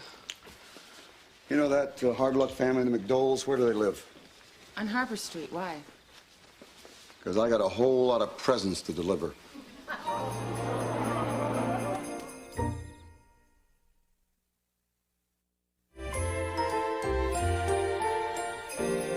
Oh, you should have seen the McDole family. Kids were crying. Even the dog was crying. You think we did the right thing, don't you? Oh, yeah. No, our kids behaved very badly. I'm ashamed of them. They didn't even make that card for Daddy. On the other hand, this is pretty shocking. Well, still get some presents from Santa. Yeah, but now they have nothing under the tree. They don't have nothing, honey. They have everything. I want them to realize that. But it's so shocking. You said that. I want you to think about all the Christmases that you had as a child, all the presents you got. Through all those Christmases, Yes. They sort of run together, don't they? So? So, this is going to be a Christmas they'll remember. Marlene, hi, Ava. Merry Christmas. Hi. Christmas. Merry Christmas. Well, Harlan is still at the office Christmas party playing Santa. And I just wanted to bring these gifts by. Thank you. I hope they fit. I designed the outfits myself. Okay. Oh, my goodness. I had no idea that you'd fallen on such hard times. I should have brought more. Oh, Marlene, it's all right. Oh, I just feel so bad. I mean, talk about slim pickings. I should have at least brought some oranges or something.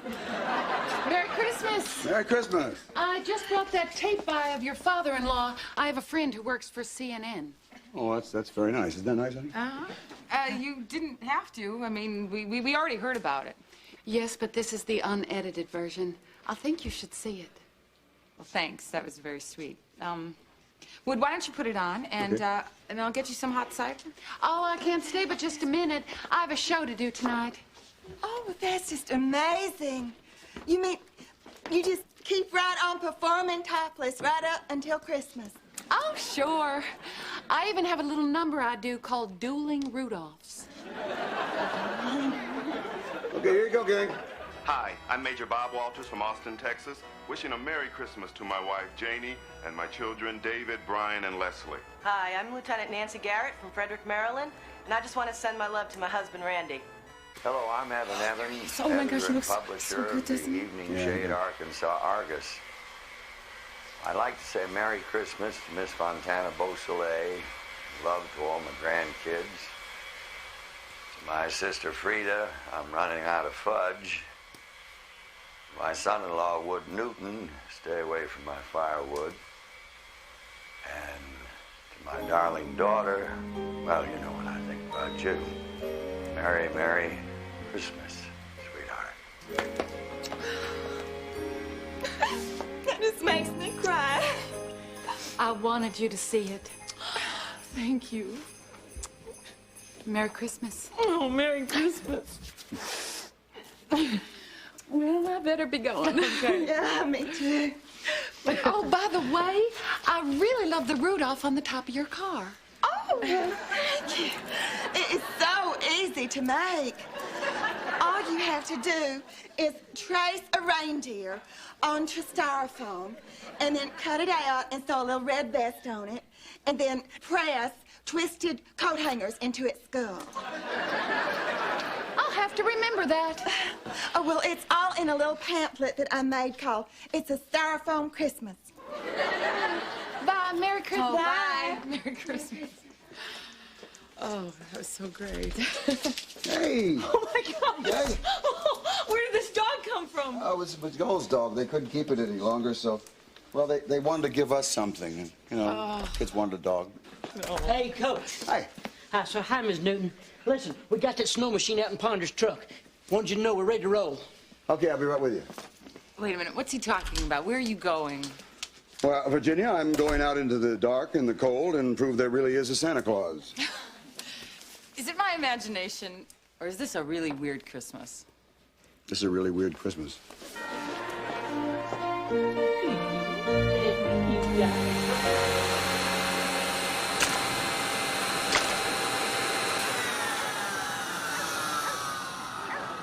doesn't work.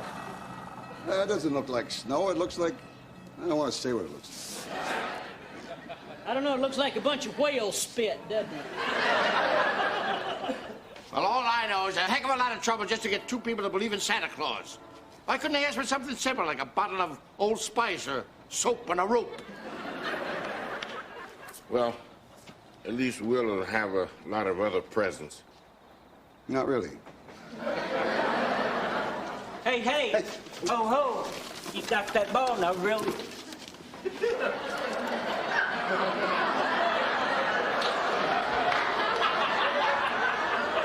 Hey, Coach, Harlan, Ponder, Herman. Now, Oliver, what are you doing out this late? It's past midnight. I just decided to take my wagon for a spin and enjoy a fresh stick of gum. You know, there's nothing like it for pure chewing satisfaction. What are y'all doing? Trying to write your names?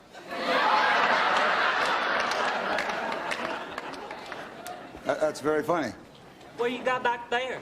Oh, this is a mulching machine. We're making fertilizer. That's funny. Looks like a snow machine to me. Hey, hey! Ho, ho!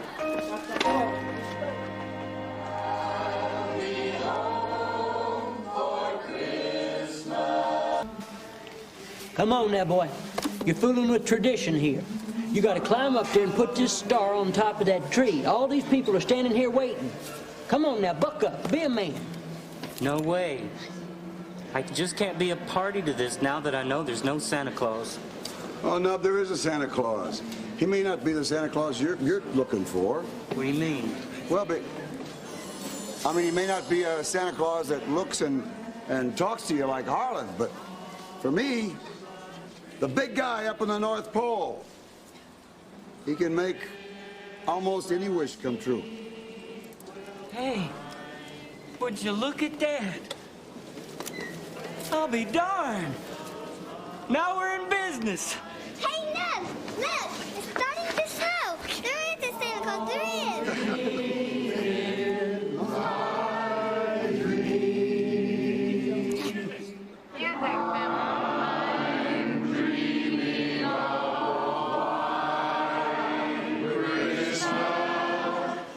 And now, as Mr. Nub Oliver places our star, we'll have the lighting of our tree. The tree tops glisten and children.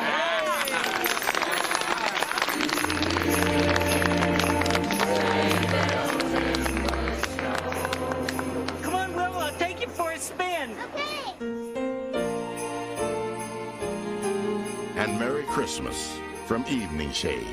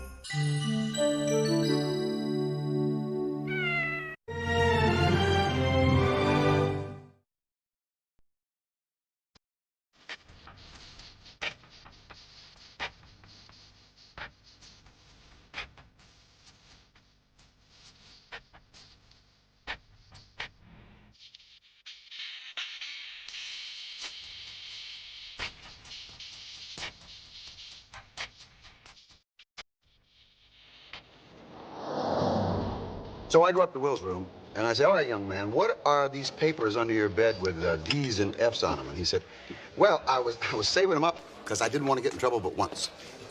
Smart kid. Yeah, he's a bright kid. This is hardly something we should be busting our buttons over. No, he is bright. He just got a short attention span, that's all. Well, that can happen to anybody.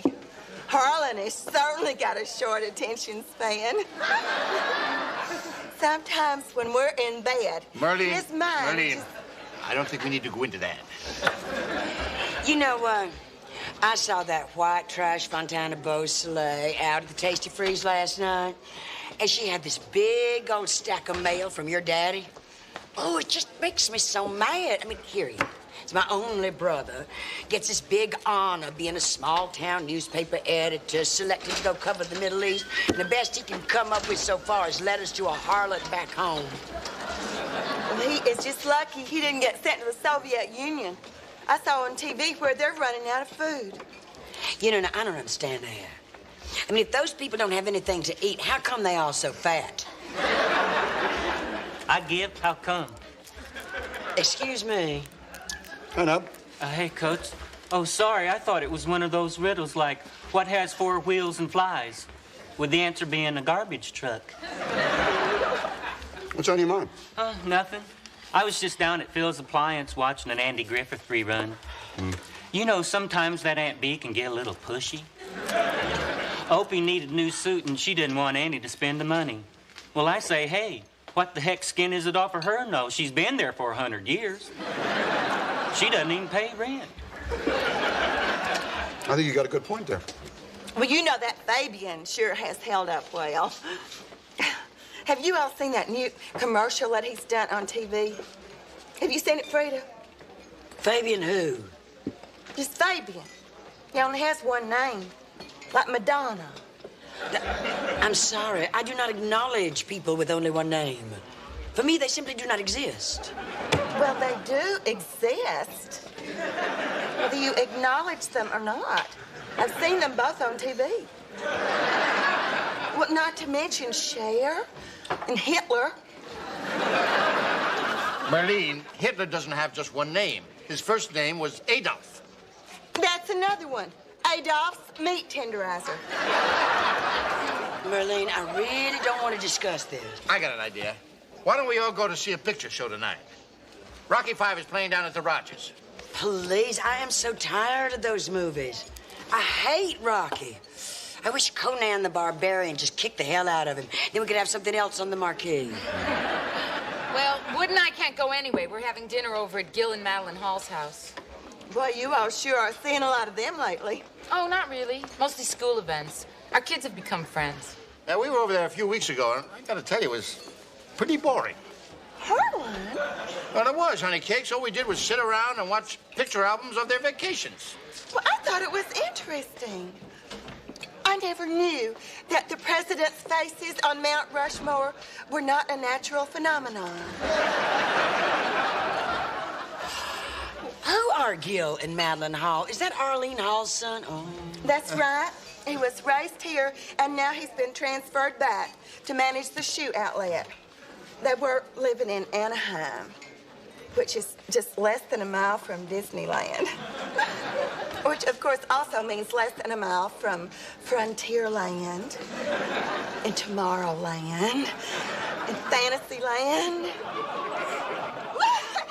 I just can't imagine what it's like to get up every morning being so close to all those different lands. Can you? No. But I'll tell you this, Marlene, you're a lot closer than you think.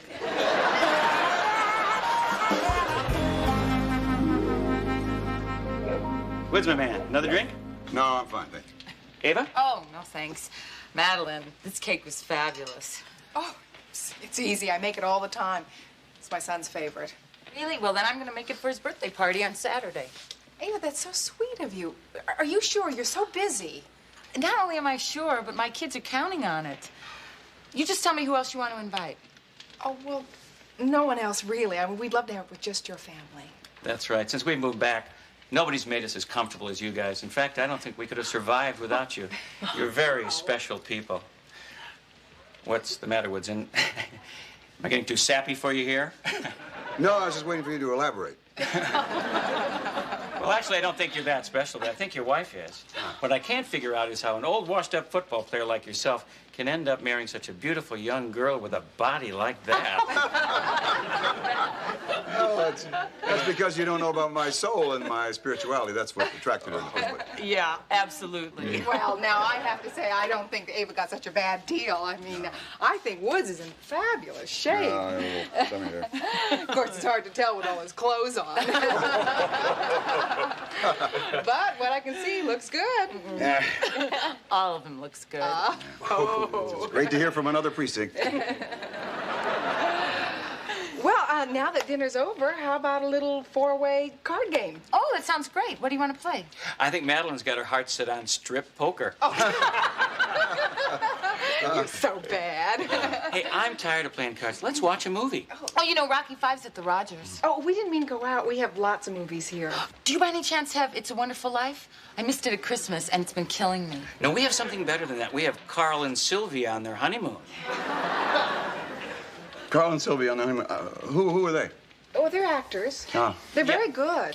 Most of those films don't have acting or plots, but this has everything. Yeah. Carl, I don't know that one. Do you, honey? No. Hey, did you blow a fuse? Just creating a little atmosphere. Yeah. You want to light those candles for me, Ava? Oh, sure. I love candles, especially during the holidays. They're so festive. Boy, your kids sure are quiet. You sedate them? No, they're Gil's sisters. Honey, I'm going to slip into something a little more comfortable. Could I offer either of you a robe or anything? A robe? We're among friends. Might as well be comfy. No, thanks. I'll pass. What kind of robe is it? Just an old velour robe. What'd you think it would be? See-through silk with matching underwear? He can't have that. That's mine. No, I'll pass on the robe. Sit back and get ready for Carl and Sylvia on their honeymoon. Carl and Sylvia? I never heard of this picture. Well, but you'd never heard of Day for Night or A Man and a Woman either. Yeah. Is this European? No, actually, I think it was made in Detroit. Darling, I've done everything you've wanted. I mean, I'm standing here wearing nothing but these hip boots and a little trout basket, aren't I?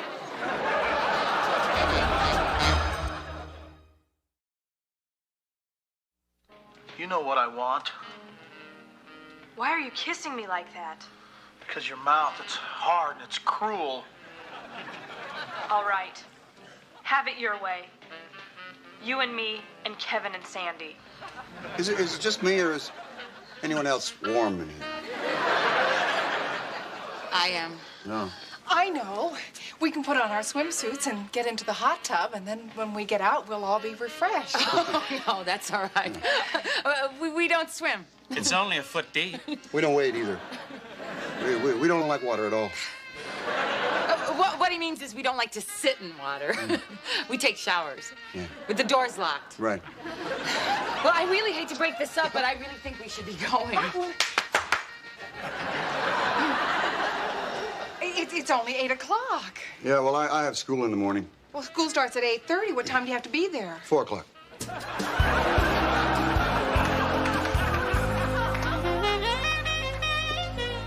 Oh, we're never going to see those people again. They seem so normal. It's just so bizarre. I mean, first trying to get us into robes, and then that stupid movie. I thought Sylvia was pretty good in the montage. On the other hand, maybe we're overreacting. Maybe they didn't mean what we thought they mean. How old do you think Sylvia is? Would? You know, maybe we're mistaken. Like when you're in 9th grade and you're dancing close with a boy and his hand sort of slips down to here, you know, and you're never quite sure whether or not it's an accident. You thought that was an accident? Sometimes. Where were you when I was in the 9th grade? The point is, maybe Gil and Madeline didn't really mean anything. Maybe they were kidding around. Kidding. She made a remark about my buttocks. Wait a minute, before we go in the house. Huh? She actually said that word? Yeah. Nobody uses that word. What did she say? She said they look great. Yeah. When I was walking away in the distance. She said that? That's hysterical. I don't think it's that funny. I think they do look pretty good when I'm walking away. All right, that's it. We're not having this party. What exactly did Gil say to you in the kitchen? He said that you were an incredibly lucky man, and if he were married to me, he'd never let me get dressed. He said that? I should have punched his lights out. I would have, too, except it was so dimly lit in there with those candles. You know what really makes me mad? Why we didn't just get up and walk out. I mean, why should we feel embarrassed? They're the ones who were out of line. I never liked him. I don't want their buttocks in our house ever. What are we gonna do? I mean, our kids are crazy about each other. You know, just on the possibility that we are overreacting, I think maybe we should give them another chance. Are you crazy? We were lucky to get out there with our socks on. Every 5 minutes. Wouldn't you like to get into something a little more comfortable? These people were desperate to get our clothes off. We were lucky they didn't have a wind-sucking machine. But we promised to have this party, and it's in our house. What can go wrong? Well, with those people, it's a birthday party. They could come in their birthday suit.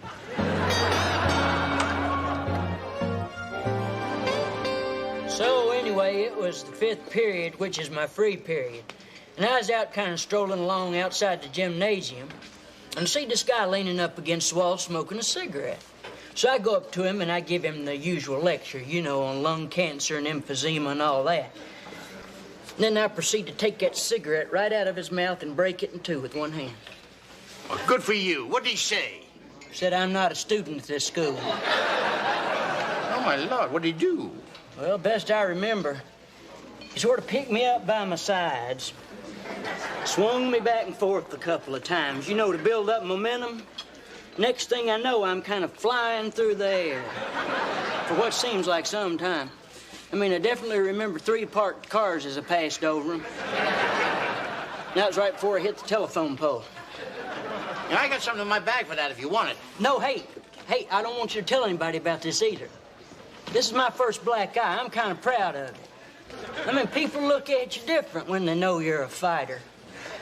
I mean, like this morning, I was driving the Gremlin through the Minute Wash. You know that guy that takes the quarters? Mm-hmm. He had this new look of respect in his eyes. That guy is blind. What do you mean? I mean, he's blind. Dilo Dillman, he's a patient of mine. Well, I don't care. He still had a respectful look. Maybe he sensed something. Yeah, right. Hi, guys. Hey, Coach. Hey, what happened to your eye? Well, it was 5th period, which is my free period. It's a long story. Ava's got to work tonight. I thought I'd take Will and Taylor, see Rocky V. You guys want to come along and get it over with? Oh, sorry, Coach. I got a lot of papers I got to grade. I told Merlene I'd take it to the sale barn. I thought you were doing that Friday night. I can't. We're going to go to the Halls for dinner. Oh, yeah? Why? Well, I assumed to eat. I wouldn't assume anything. Well, what do you mean? Nothing. I just don't think you should go, that's all. I know they're boring, but Merlene's already accepted. Anyway, you went. Yeah, well, I didn't have a good time. I don't worry about that. Merlene can have a good time anywhere. I tell you, you could call that girl up in the middle of the night and say, Merlene, I want you to come down here to the dog pound. We got a bunch of cages we want you to clean out. And she'd say, oh, I just think that's so interesting. Last time you were there, they just showed you vacation slides? Yeah. Why? Just curious. All right. They're coming over to your house, aren't they? Yeah, but we don't want them to. Well, what the hell did they do? They didn't do anything. It's just, they're weird, that's all. Well, in what way? They're weird. Oh, hey, I think I know what he means. They're from California, aren't they? I bet they've been in therapy. That's more than that. Well, then what is it?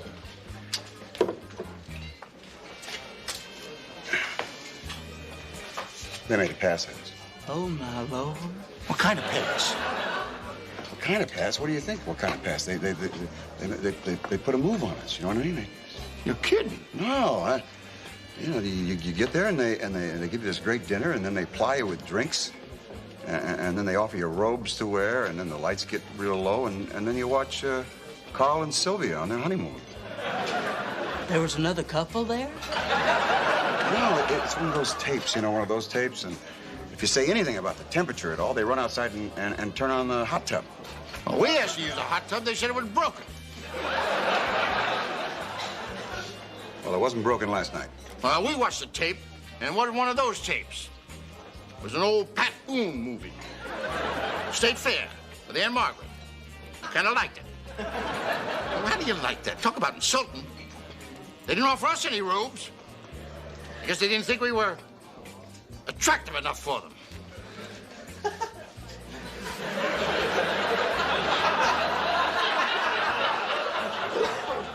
You know, something I've heard about this kind of stuff before.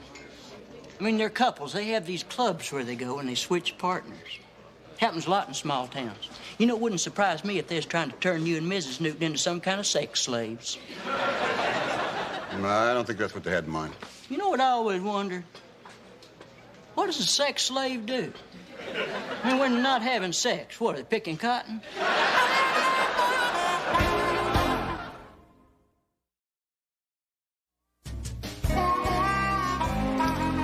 What do you think of my shirt?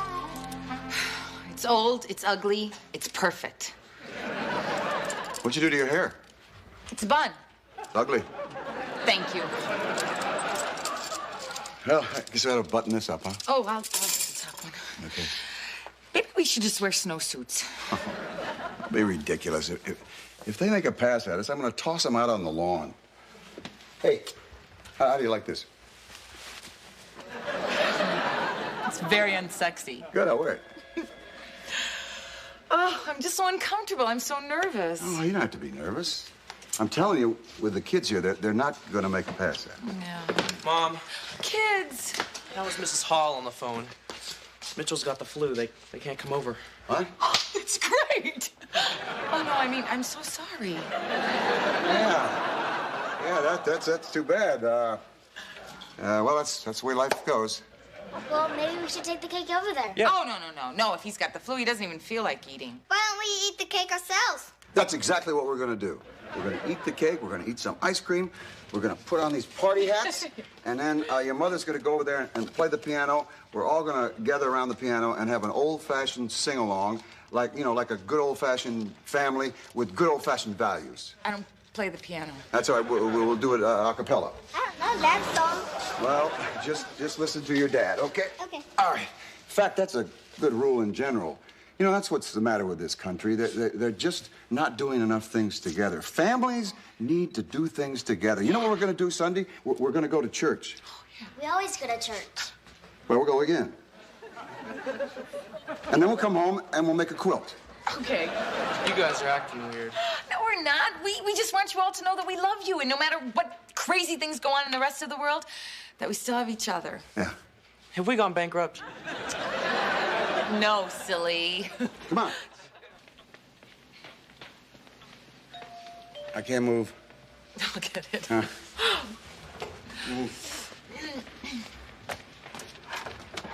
Come on in. Hi. Oh, thank goodness you all are still up.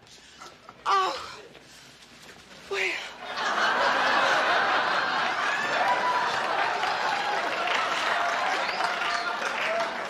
Harlan and I were lying in bed and we just couldn't sleep.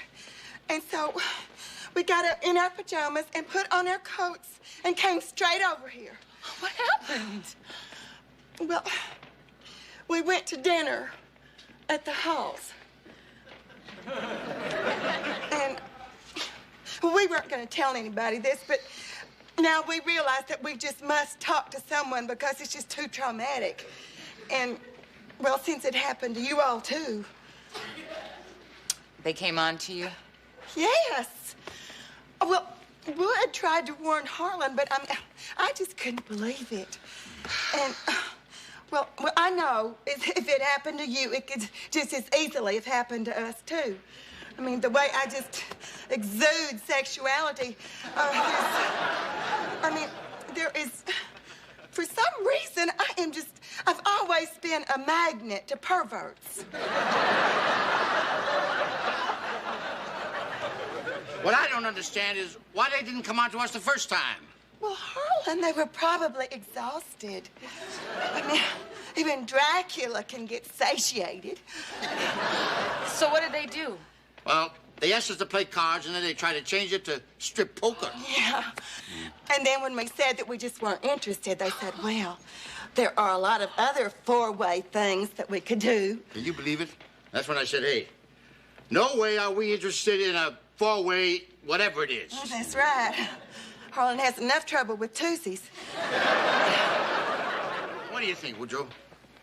I think we ought to go over there man to man and straighten him out.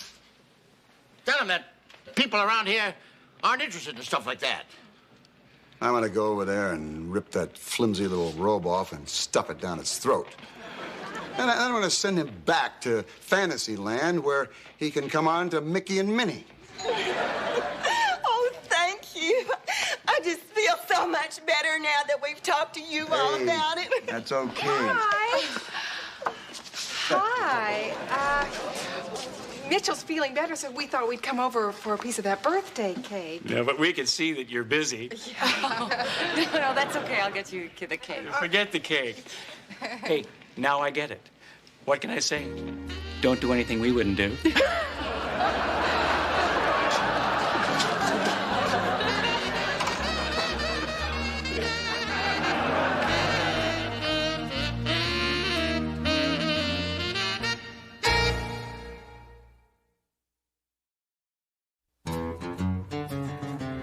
In evening shade, we ain't afraid to get a little laid back and let the daylight fade. Life goes slow and it's worth a lot more when you got it made.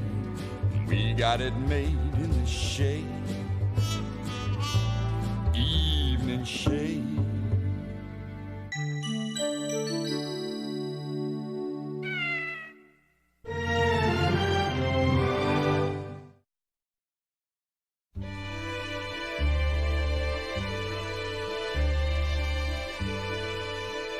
It's morning now in Evening Shade, and the first big snowfall of the winter has arrived. However, nothing can dampen the spirits of Wood Newton, who is eagerly anticipating his 30th high school reunion. People say there are no friends like old friends. Wood is about to test that theory with the arrival of his two closest high school buddies, Johnny and Earl. Bet you told me 100 stories about you guys. Three Musketeers. Nope, Three Amigos. I've done my research. Yeah. Look, let me show you. Right here. Earl Mallory, center, right? Right. Yeah, first string All-State, only 153 pounds. They nicknamed him the Rock of Sharp County. He's a feature writer now for Sports Illustrated. You don't say. Yeah. And over here is Jaguar Johnny Blanchard, split end. Best hands in the state. Anything he touched, he could catch. He was a great athlete. He could have played pro football, except, you know, all the lights weren't on in the building. Not the brightest guy in the world. They used to say about Johnny, he could do anything with a football except autograph it. And what is that? It's a floor buffer. I'm gonna do your office in the halls, then get over to the gym. I'll do it once now, then once after school. I want you to be proud of this place. I know you must be looking forward to this reunion. I mean, I know I was looking forward to mine.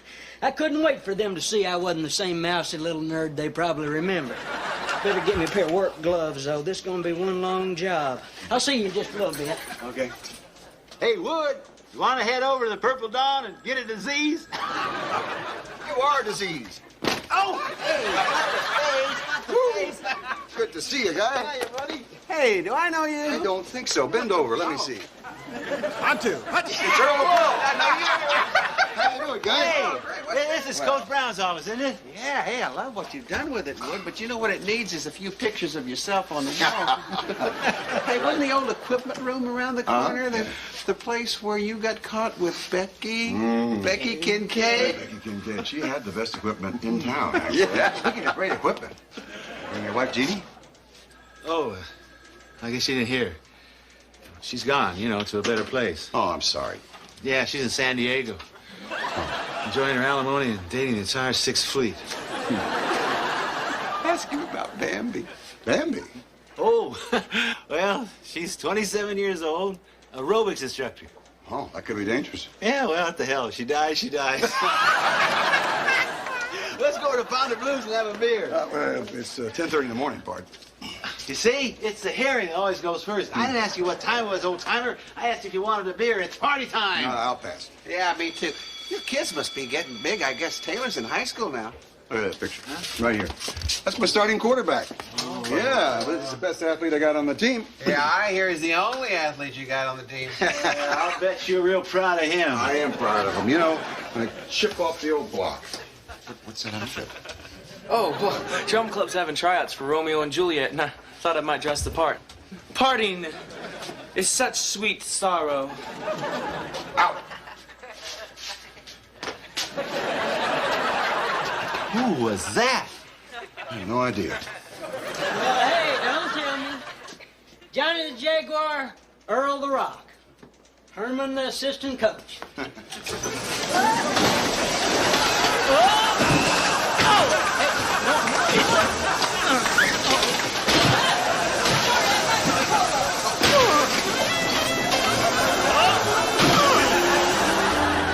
Hey, Taylor, every time he showed us movies, he'd take out his dentures and put them on the table. And your dad, I remember one time he got up there, he snuck up, and he took some Tabasco sauce, and he poured them all over them upper plates. Okay, everybody upstairs. Let's go. Out. Come on, Will. Dad doesn't want us to hear any more stories about him being a delinquent. What's a delinquent? Dad, when he was our age. I would have been a delinquent, too. Where's the little boy's room? Just through that door and down to the right. I know. Oh, here he is, Earl. You get better looking every time I see you. Oh, you are such a convincing liar. You've met my Aunt Frida, right? A while ago, but I don't remember her being so beautiful. Well, hi. And you know my father, Evan. Well, it'd be pretty hard to forget the man who gave me my first job in journalism. Writing obituaries, if I recall. Glad to see your subject matter's livened up since then. Hey, you've lost some weight, haven't you? Oh, hi, Aunt Frida. Ah, Mr. Evans. Remember me? No. I really enjoy your work. Thank you, sir. Especially that swimsuit issue. Oh, so you're the famous bachelors, Mr. Sports Illustrated, honey. I want you to sit right down here. I got things to ask you. Okay. Now, what on God's green earth do a bunch of melon farm escapees and dental floss swimsuits have to do with sports? How come you're home so early? Well, we had a noon adjournment, so Frida and I kidnapped Daddy and took him out shopping. I was there to pay for Frida's merchandise and carry it home. She couldn't find a pack mule with his own MasterCard. Would you please stop complaining? I told you. I left my wallet in my other purse. Besides, Ava and I are the ones that ought to be upset. Everywhere we went, people treating you like some kind of celebrity. Daddy just got back from covering the Middle East. Yeah, I know. Wood sent me the articles he wrote. I'm very impressed. Well, so is everybody else. You should have seen him. Calling out his name, coming over to shake his hand. It was like trying to shop with Elvis. I get my blue suede shoes back to the office. Nice to see you again, Earl. And, you too. Hi, Daddy. Well, Ava, this reunion of ours must seem pretty distant to you. You had to be in grade school when we graduated. Well, actually, I was a little young for grade school. Oh, that hurts. Doesn't that make Wood some kind of a felon? I don't think you know this, but Johnny is the only living brain donor. Hey, Wood, what did you think about that picture of Becky Kincaid in People magazine last year? I don't know about it. We don't know that was Becky Kincaid, or not. Nobody's seen her in 30 years, Johnny. Of course it was. It was about her divorce. It said she married some rich New York investment banker. And when they split, he handed over to her $50 million without blinking an eye. Oh, I'm sorry. I guess you get tired of Becky Kincaid's stories. No, love them. Yeah? Yeah, Wood's old high school sweetheart. Oh, come on, they're sweet. Oh, yeah. Well, yeah, they were a pretty hot item. Were they? Yeah. Old Becky Kincaid, she was like the Royal Mounted Police. But she always got her man. Gee whiz, I can't believe you're being so nice about this, Ada. Come on. Well, I'll tell you what. Any of my ex-wives, they would have popped their corks if they thought for 1 minute I almost married a girl like Becky Kincaid. Married? Married? No, did I say married? Oh, no. I meant buried. Well, she almost died from a ringworm. Nobody ever died from ringworm. Until now. So you almost actually married this girl? No. What, were you just in it for the sex? I'll get it. I'll get it. Boy, am I going to get it. All right, now wait, what did she look? Do I look anything like her? Hi. Are you Mr. Woodrow Newton? Huh? Hi. My name's Larry. Huh. I work for this lady, Mrs. Winstead, who's staying over at the Holiday Inn. Uh-huh. Well, actually, I work for Doug's limousine service down at the Little Rock Airport, but Mrs. Winstead paid like 3 times our normal all-day rate for me to stay here with the car all weekend, and she's paying for me to stay in the motel and everything. It's just, like, unbelievable. I mean, I guess she's just really rich. I don't know. What is it? Oh, this is Larry. We were just, getting to know each other. I'm sorry, I didn't mean to get carried away. It's just that, well, this is the coolest thing that's ever happened to me. I just had to share it with somebody. I'm glad we were here to, share it with you. Anyway, Mrs. Winstead wanted me to tell you that she's in town, and she'd like you to meet her for a drink at 4:30 if you can. And if you need a ride, I can come back and pick you up. Heck, you guys could even have a drink in the back seat of the limo if you want. You pay for a whole bar back there. Who's Mrs. Winstead? She said her name used to be Becky Kincaid. Oh. Really? Really? Yeah.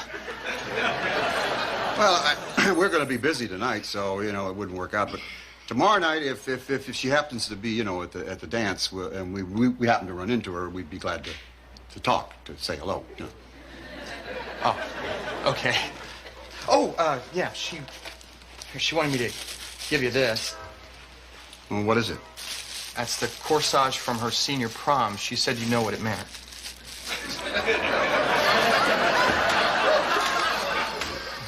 Yeah, well, thanks. I think this lady really wants to see you. Thanks.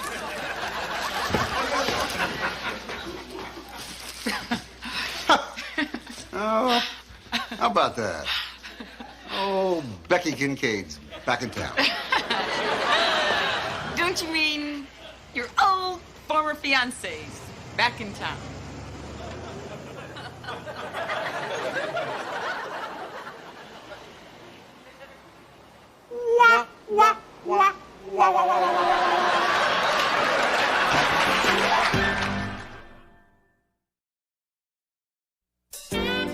Believe this? They got the same songs on here they had 30 years ago. Mm-hmm. One play for a quarter. Ponder? We used to get 6 plays for a quarter. Well, I used to get Sports Illustrated for 50 cents. Good point. Hey, Ponder, have you ever seen 3 better-looking guys for their age? Yep. How about a piece of apple pie? Put a little ice cream on mine, will you? You got it. Put a little ice cream on mine, too. Hey, I think I'll have a little ice cream in mine.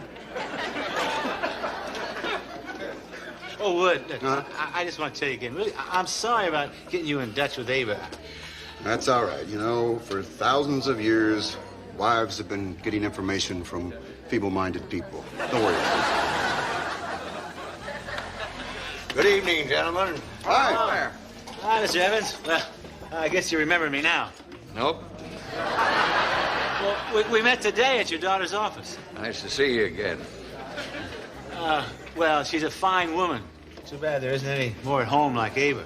Too bad I don't have Ava. When she was only 18, Wood Newton married her and ruined my life. I was going to ask you if you want to sit down and have some dessert. Can't. I'm just here to pick up a takeout order. Miss Beausoleil and I are having supper before her show. No, I didn't tell you guys. My father-in-law, the grandfather to our children, is dating an exotic dancer, the lovely Fontana Beausoleil, who is a quarter of a century younger than he is. All right. More power to you, sir. Thank you. Thank you. I may need it. After several weeks in the Middle East, I suspect Miss Beausoleil's performance will have a heightened impact on me. You guys remember the night we decided we'd drive to Hot Springs and go over to the Purple Dog? Except we didn't have enough gas, so the gas man had to make a house call. Gas man. Gas man. Yeah. That's what we called Wood that summer, the gas man. You see, every time we needed some gas, my Wood would siphon a few gallons out of some rich guy's fancy car. Well, his favorite was a 58 Buick Roadmaster. What color, Roadmaster? It doesn't matter what color it was. Two-tone. 57. White over green. Actually, that was eggshell white over deep forest green. It was my first real new car. I kept taking it back to the dealer, complaining I was only getting 8 miles to the gallon. I thought I was some kind of an idiot. You're kidding. That's funny. Yeah, it's funny. Wood, I'm surprised you never told me about that. We could have had a laugh together. Well, you do things when you're younger. You live to regret them later. Yeah. Well, Well, fortunately, sometimes we are in a position to make restitution. You all enjoy your evening out of town. Oh, and by the way, my gas cap has a lock on it now. You know, Amy's father's a real nice fella. You want to bet? No, what?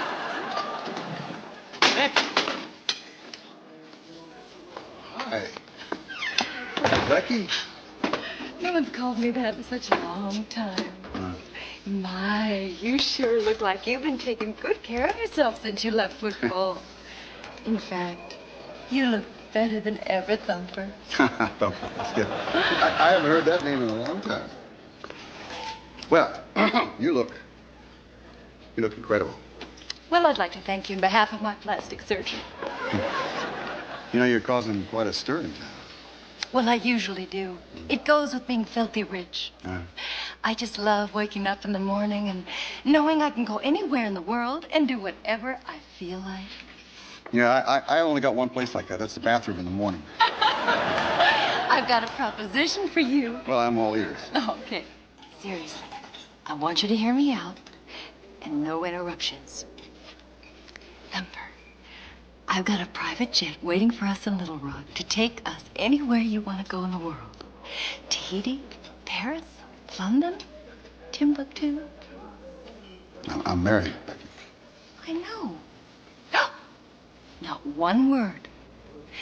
Just think it over. And you can tell me tomorrow night at the dance.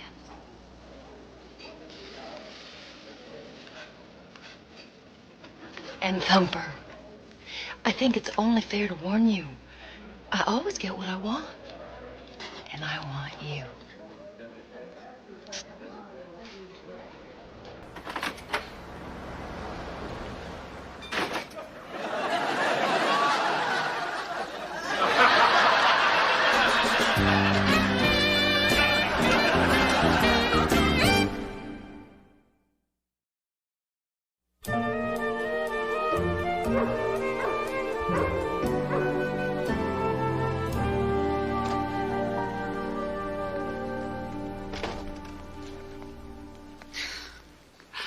Hi, you got home earlier than I thought. Yeah. You waited up, huh? No, I just couldn't sleep. So did you have a big night? Oh, we went to some of the old haunts, yeah. What is there something you're not telling me? You know, is there something I should know? Okay, we went and saw Fontana Beaujolais act, you know. I wanted to see it before you closed her down. Your father's right. She's pretty amazing. What's the message? What? The message you're supposed to get from this. I don't remember, honey. It was a long time ago. Well, somebody remembers. You know, you don't have to protect me. I mean, was this prom the first time that you and Becky, you know, did the hokey pokey? Yeah. It was also the first time we had sex. And a lot of guilt. What do you mean? Those were the Eisenhower years, you know. Had sex with someone, you liked them, you're supposed to marry them. So why didn't you? I didn't love her. I wanted someone that wanted to live here the rest of her life and share my life, whatever it was. We'd have our children together. I didn't think she was the right girl. But did you know the right girl at the time was only 4 years old? Yeah, but she looks 6. Well, tomorrow night's gonna be pretty interesting. You say that again.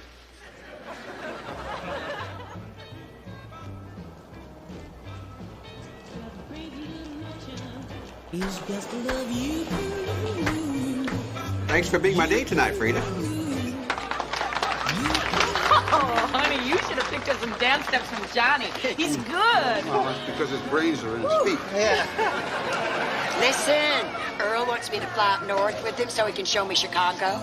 Oh, at last we have revenge on the North for winning the Civil War. Well, Johnny told me that he made you a star by catching all those wounded duck passes that you threw.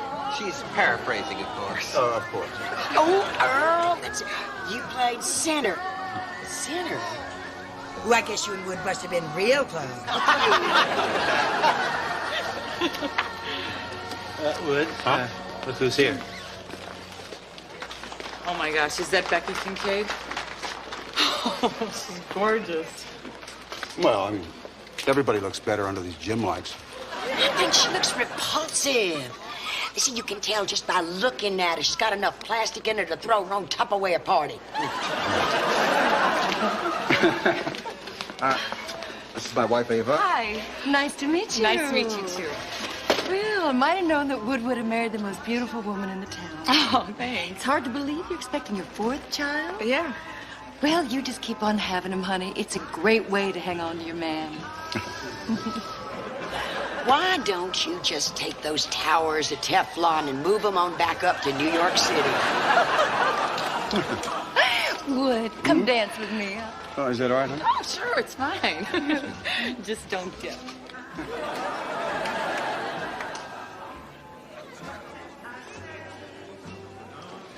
Well, what do you think? Fantastic. It's all yours, Bumper. I assume you've given my proposal some thought? Well, it's crossed my mind a couple hundred times. She's really beautiful. You and me, 1 week, no one will ever know. I'll know, Becky. Oh, Thumper, a conscience is such an inconvenient middle-class commodity. Yeah. I have some more bad news for you. I really love my wife, my kids. Living here in Evening Shade, it's about as exciting as I need. All right. I'm going to tell you the truth. You won't be doing this just for yourself. You know why I kept that corsage for 30 years? Because in my whole life, Wood, I never found another relationship as intense as ours. And believe me, I tried. I just want to see if the magic is still there between us. Please. It's a wonderful offer, and I'm very flattered. No. No. We could have had a terrific week together. Oh. You have to realize that money doesn't buy everything or everybody. Well, it's way ahead of whatever comes in second. It was nice to meet you. Nice to meet you, too. I wouldn't want to trade places with you, but a little part of me envies you. Well, goodbye, Earl. Goodbye, Johnny. See you in 30 years. Only this time, try and take a little better care of yourselves. Bye, Thumper. Goodbye.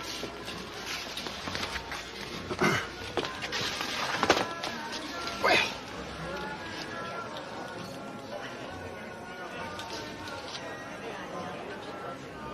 Thumper. Huh? Listen, I can tell you exactly what she's going to look like in 30 years. Robo-slut. Bye. Bye-bye. Bye. Yeah. Don't you worry, I won't get you in trouble next time. No, he got himself into trouble. I'll be with you in a minute. I figured it up. Here's what you owe me for the gas. No, wait a minute. Gas was 29 cents a gallon at that time. Well, unfortunately, like all the major oil companies, I'm forced to charge you the replacement cost.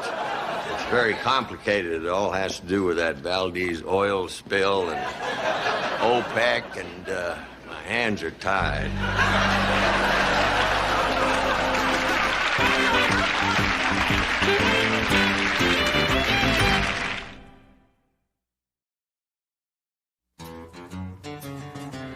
In evening shade, we ain't afraid to get a little laid back and let the daylight fade.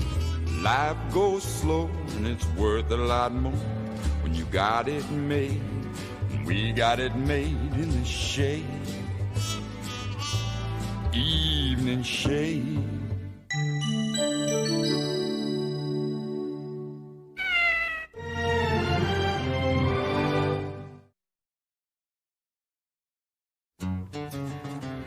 In evening shade, we ain't afraid to get a little laid back and let the daylight fade. It's afternoon now in evening shade, one of those snowy Sunday afternoons in January when a roaring fire feels especially good. For Wood and Ava, it's the perfect day to prepare the nursery for the new baby, or to relax by watching a college all-star game, or maybe just to reminisce about one of the major events of the past year. Wood? Oh, honey, don't do that. I'll help you. I know, you're supposed to be doing this. I'm just trying to shame you into getting started. Getting started? You remember you promised to convert the spare bedroom? You know, take it from campaign headquarters into a nursery today? Not do it today. I was counting on watching the Dayu Soul Bowl. The what? No, it's one of those all-star games, you know, where they take American football players and they go over to the Orient and they play an all-star game. Why? I have no idea. What do you want me to do today? I want you to move all the stuff to the basement. Remember? Come on, it's the perfect day for it. I mean, Taylor's at Jennifer's, Molly's taking Will to see the rescuers down under, and no, don't give me that look. Are you telling me that we're all alone in the house? Yes, but we're alone often enough. Yeah, I guess we have been. Ooh, remember this? Oh, I know. Oh, you became the candidate from hell. It was pretty awful that week, wasn't it? Yeah, I remember that day, that awful day that you debated, what was his name, Jim Guy Puckett. on the radio. All right, listen up. Listen good. I know you're tired. I know you just got up. I know you'd like to go back to bed, but it's too late. Are you with me, Taylor? Yeah, I just don't see why we have to get up so early. I was having this great dream. Yeah, I was young once myself. You'll have dreams like that for, I hope, a long time. Now, this is the last day of the campaign. So this is, we got to get in and help Mom, okay?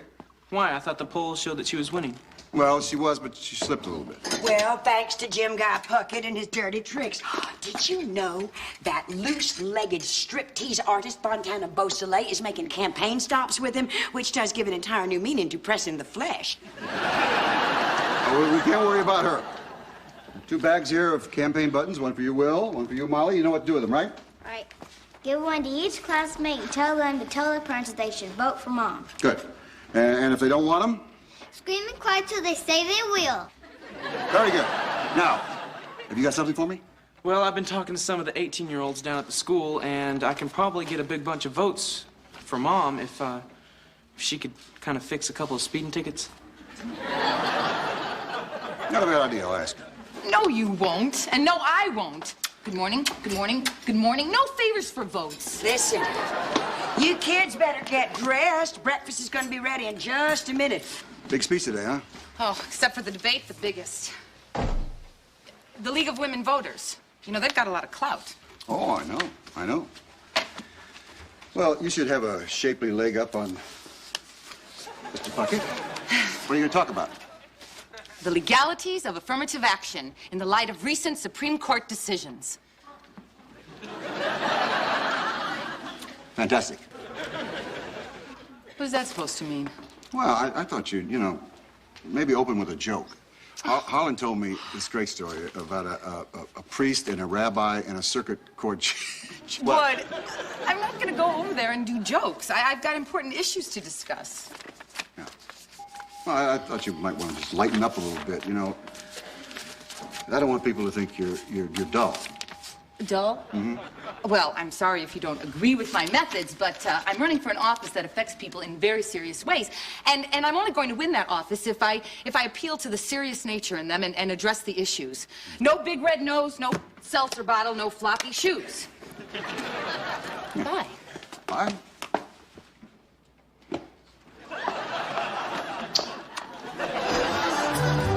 Harlan, I appreciate you putting up all the campaign posters, but how can a doctor with such great hand-eye coordination that he does microscopic surgery hit himself in the hand with a hammer? Well, that's simple, Woodrow.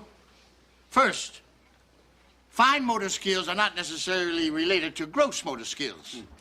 And second, and most important of all, Merlene was swinging a hammer.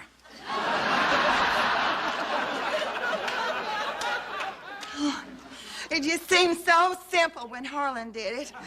You know, you never know what's going to happen when you help somebody. I remember when Harlan was in the Army, there used to be this man who would walk around the base with a seeing-eye dog. And then one time I heard that the dog had died.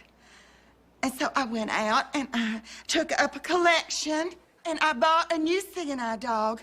And then I found out where that man lived and I went over there and I said to him, "You don't know me, but I bought you a new seeing-eye dog. And if you would like to feel my face so that you know what I look like, well, I'm sure that my husband wouldn't mind." But do you know, that man was really very resentful about the whole thing. Well, he was resentful about it because he wasn't blind.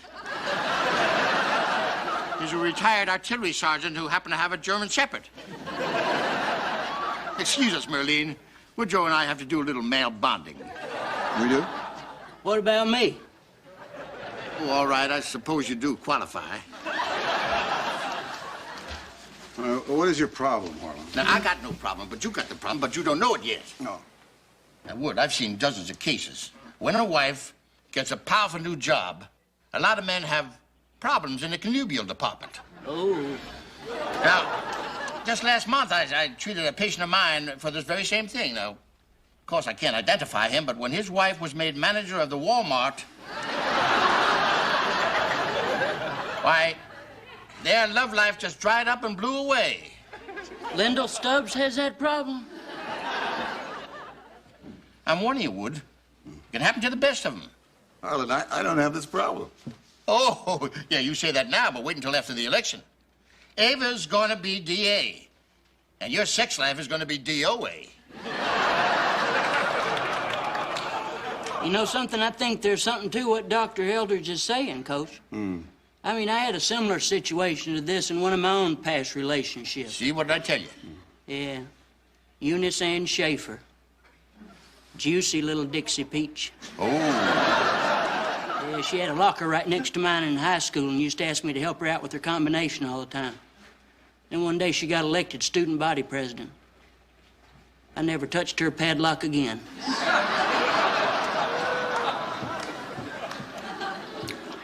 I think I'll go outside and get some air.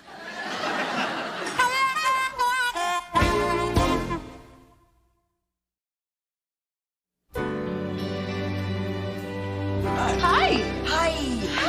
How'd it go? Great. And you? Great. We put up 50 posters, took down 10 of Jim Guy Puckett. Only had one casualty. Oh, Harlan, what happened? Well, let's just say too many cooks spoil the soup. Don't you just love it when Harlan is cryptic? Yeah, I guess. It went great, huh? Yeah. In fact, one woman told me that I was the most informed candidate that she's heard all year. Oh, that's nice. You get any standing ovations? Harlan, this was a serious political discussion about important ideas, not a Springsteen concert. You didn't get any standing ovations. You know, the debate's on in an hour. Oh, honey, we already all tuned in and ready to go. Hey, that was Drinking Double and Acting Single. Speaking of single, this is Dusty Parker, and I'm spinning your hits in the AM.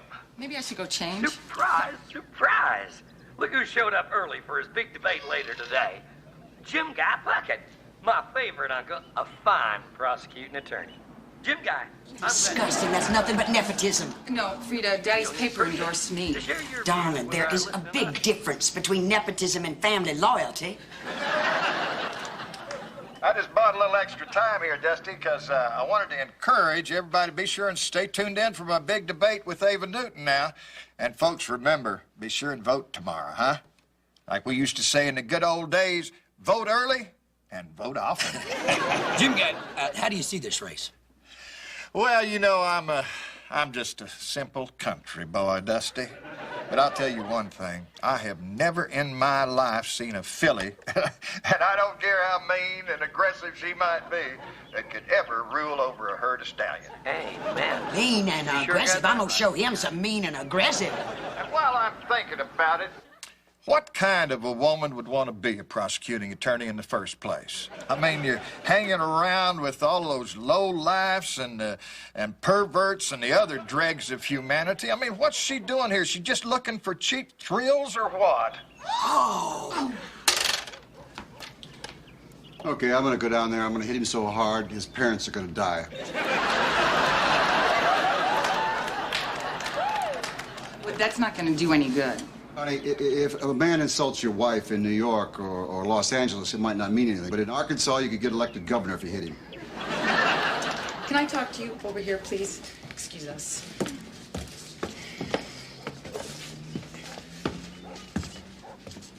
You can't do this to me. Well, I'm just trying to help. Not like this. I've spent a year working on this campaign, the last 2 months working like a dog. You're not going to tell me now that the entire thing is going to come down to which man can beat the tar out of the other. That's just not right. Yeah, it may not be right. It'll make me feel better.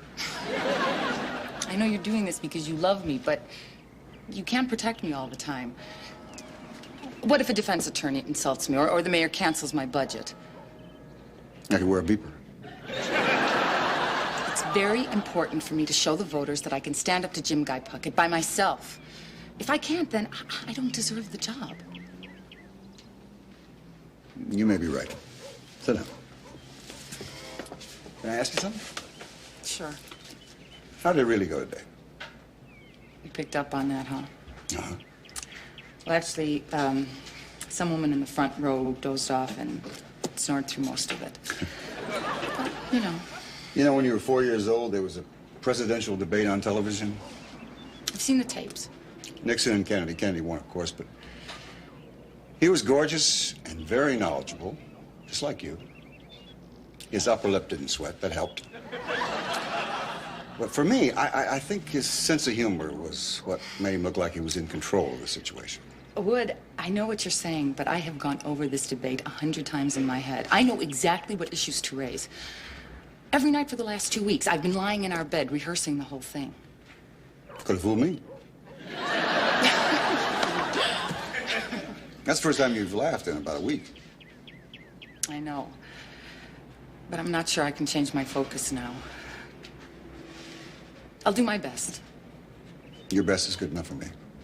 I've got to get out of here. Wish me luck. Go to it, Ava. Oh, make us proud. Oh, and while you're there, would you ask Dusty to play that new Dwight Yoakam song?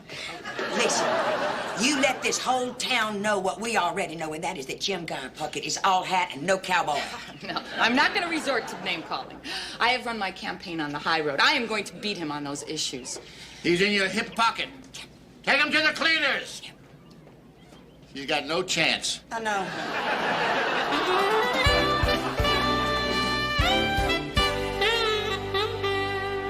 One of my main concerns as prosecuting attorney would be the excessive use of pesticides on surrounding farmlands.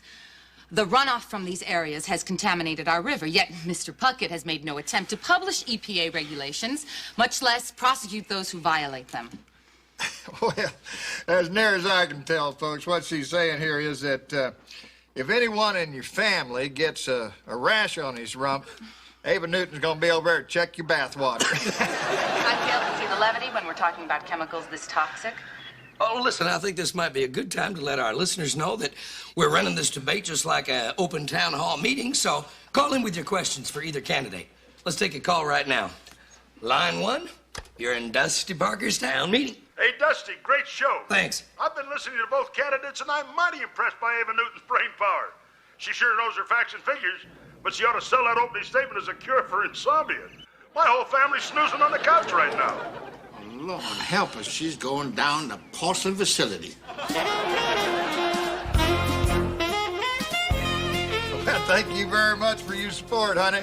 And I'll be looking forward to shaking your hand tomorrow night at that big victory celebration, huh? Bye-bye. I think we got time for one more call, huh? Line 1, hello. I have a question for Ava Newton. I'd like to ask her if she could guess Jim Guy Puckett's hat size. That's a strange one. Well, I can't really tell, but he does have a rather large head.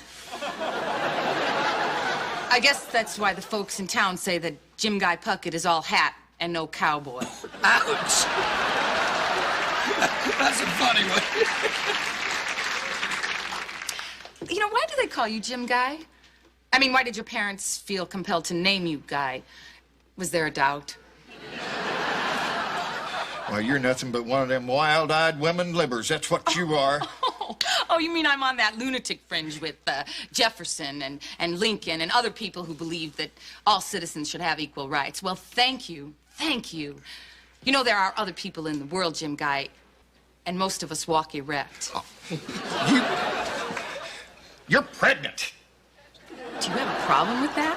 Well, it's just that if you're elected to prosecuting attorney, I suppose you're just going to have to farm that little tyke out to some daycare center or something like that, aren't you, huh? Jim Guy, I'm so surprised. Wouldn't I have been raising our children for 16 years? We had no idea you were so interested in their welfare.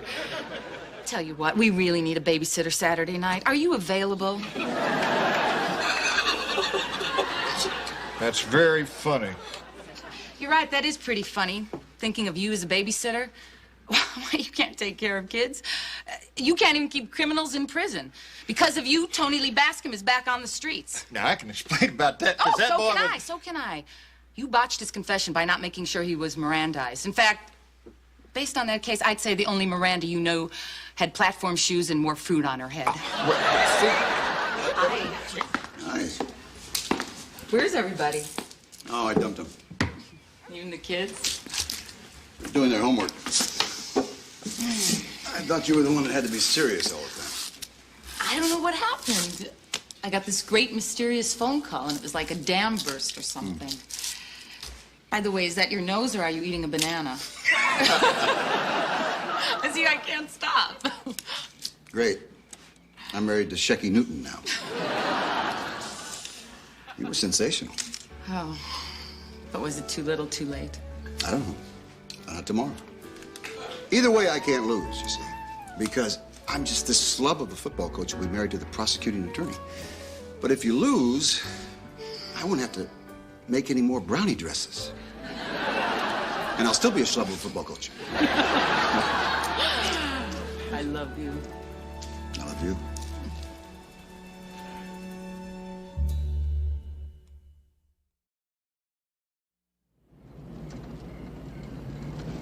And in that close race for prosecuting attorney over in Evening Shade, with 3 boxes left to count, Jim Guy Puckett still holds a narrow lead.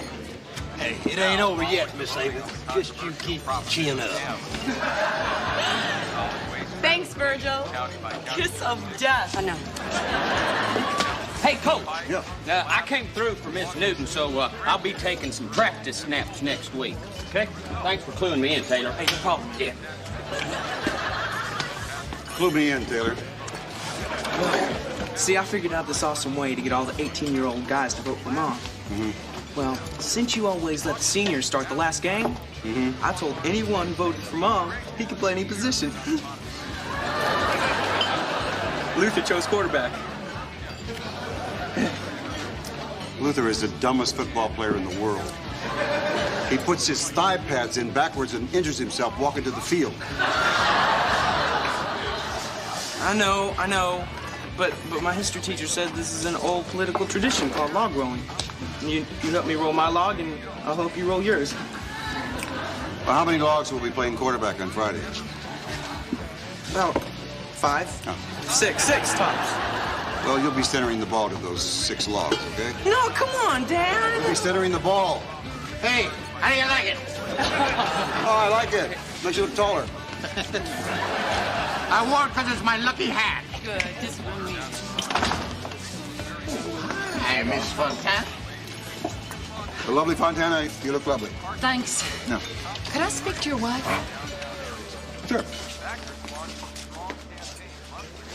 This is not about us, is it? Oh, no. I'm not trying to embarrass you or get my picture in the paper again. Maybe the lovely Fontana would like to speak to you, ma'am. Oh, sure. Hi. I guess you're surprised to see me here. I am too. I know we don't agree about my dancing, and you want to shut down my club. That's why I was helping out Jim Guy. Yeah, I heard that you were one of his, you should pardon the expression, biggest supporters.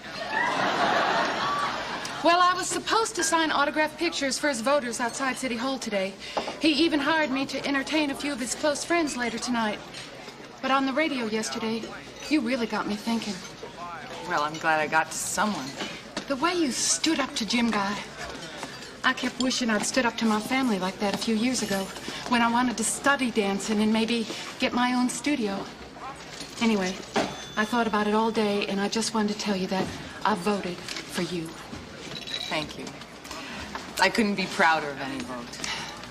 Aren't you going to lose a lot of money by not going to the party? Oh, I didn't cancel the private party. A girl has to make a living. Especially if she's going out of business. Hey, everybody, final results are coming in. You know, I'd like to say something to everyone before we even know the results. What? Now that the polls are closed and my fate is sealed one way or the other, I would just really like to tell you all how deeply grateful I am. You all worked so hard on my campaign. And each of you did it just without any other reward except my thanks and my love. I'd like to say a special thank you to my children who put up with an absentee mom, and they did it without too much whining. And most of all, I'd love to thank my husband, Wood. As you all know, he's got a lot of problems of his own. Oh. But if you could have seen this big macho football player cooking meals and doing laundry, making tree costumes, having brownie dresses. All right, that brownie outfit wasn't that great. But if you could have seen him, then you'd all know why I love him so much. So thank you.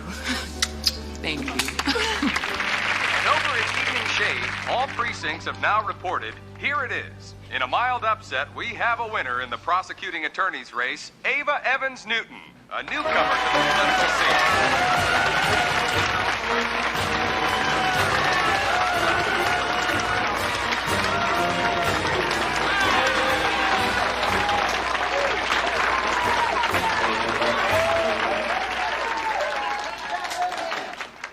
So, was it worth it? It's a great job. I love it. Yeah. You know, after all those nice things you said about me, about how much I helped at the campaign and all that, Yes. you would think that you would let me watch the Soul Bowl. All right, go ahead. You know, but it would only take us an hour to set up the nursery, and the kids would be gone all afternoon. And we'd have a whole hour to ourselves. At least. Well, I'm going to go downstairs. I'll get the crib. I'll bring it up. You find a medium-sized Phillips screwdriver. I'll meet you upstairs.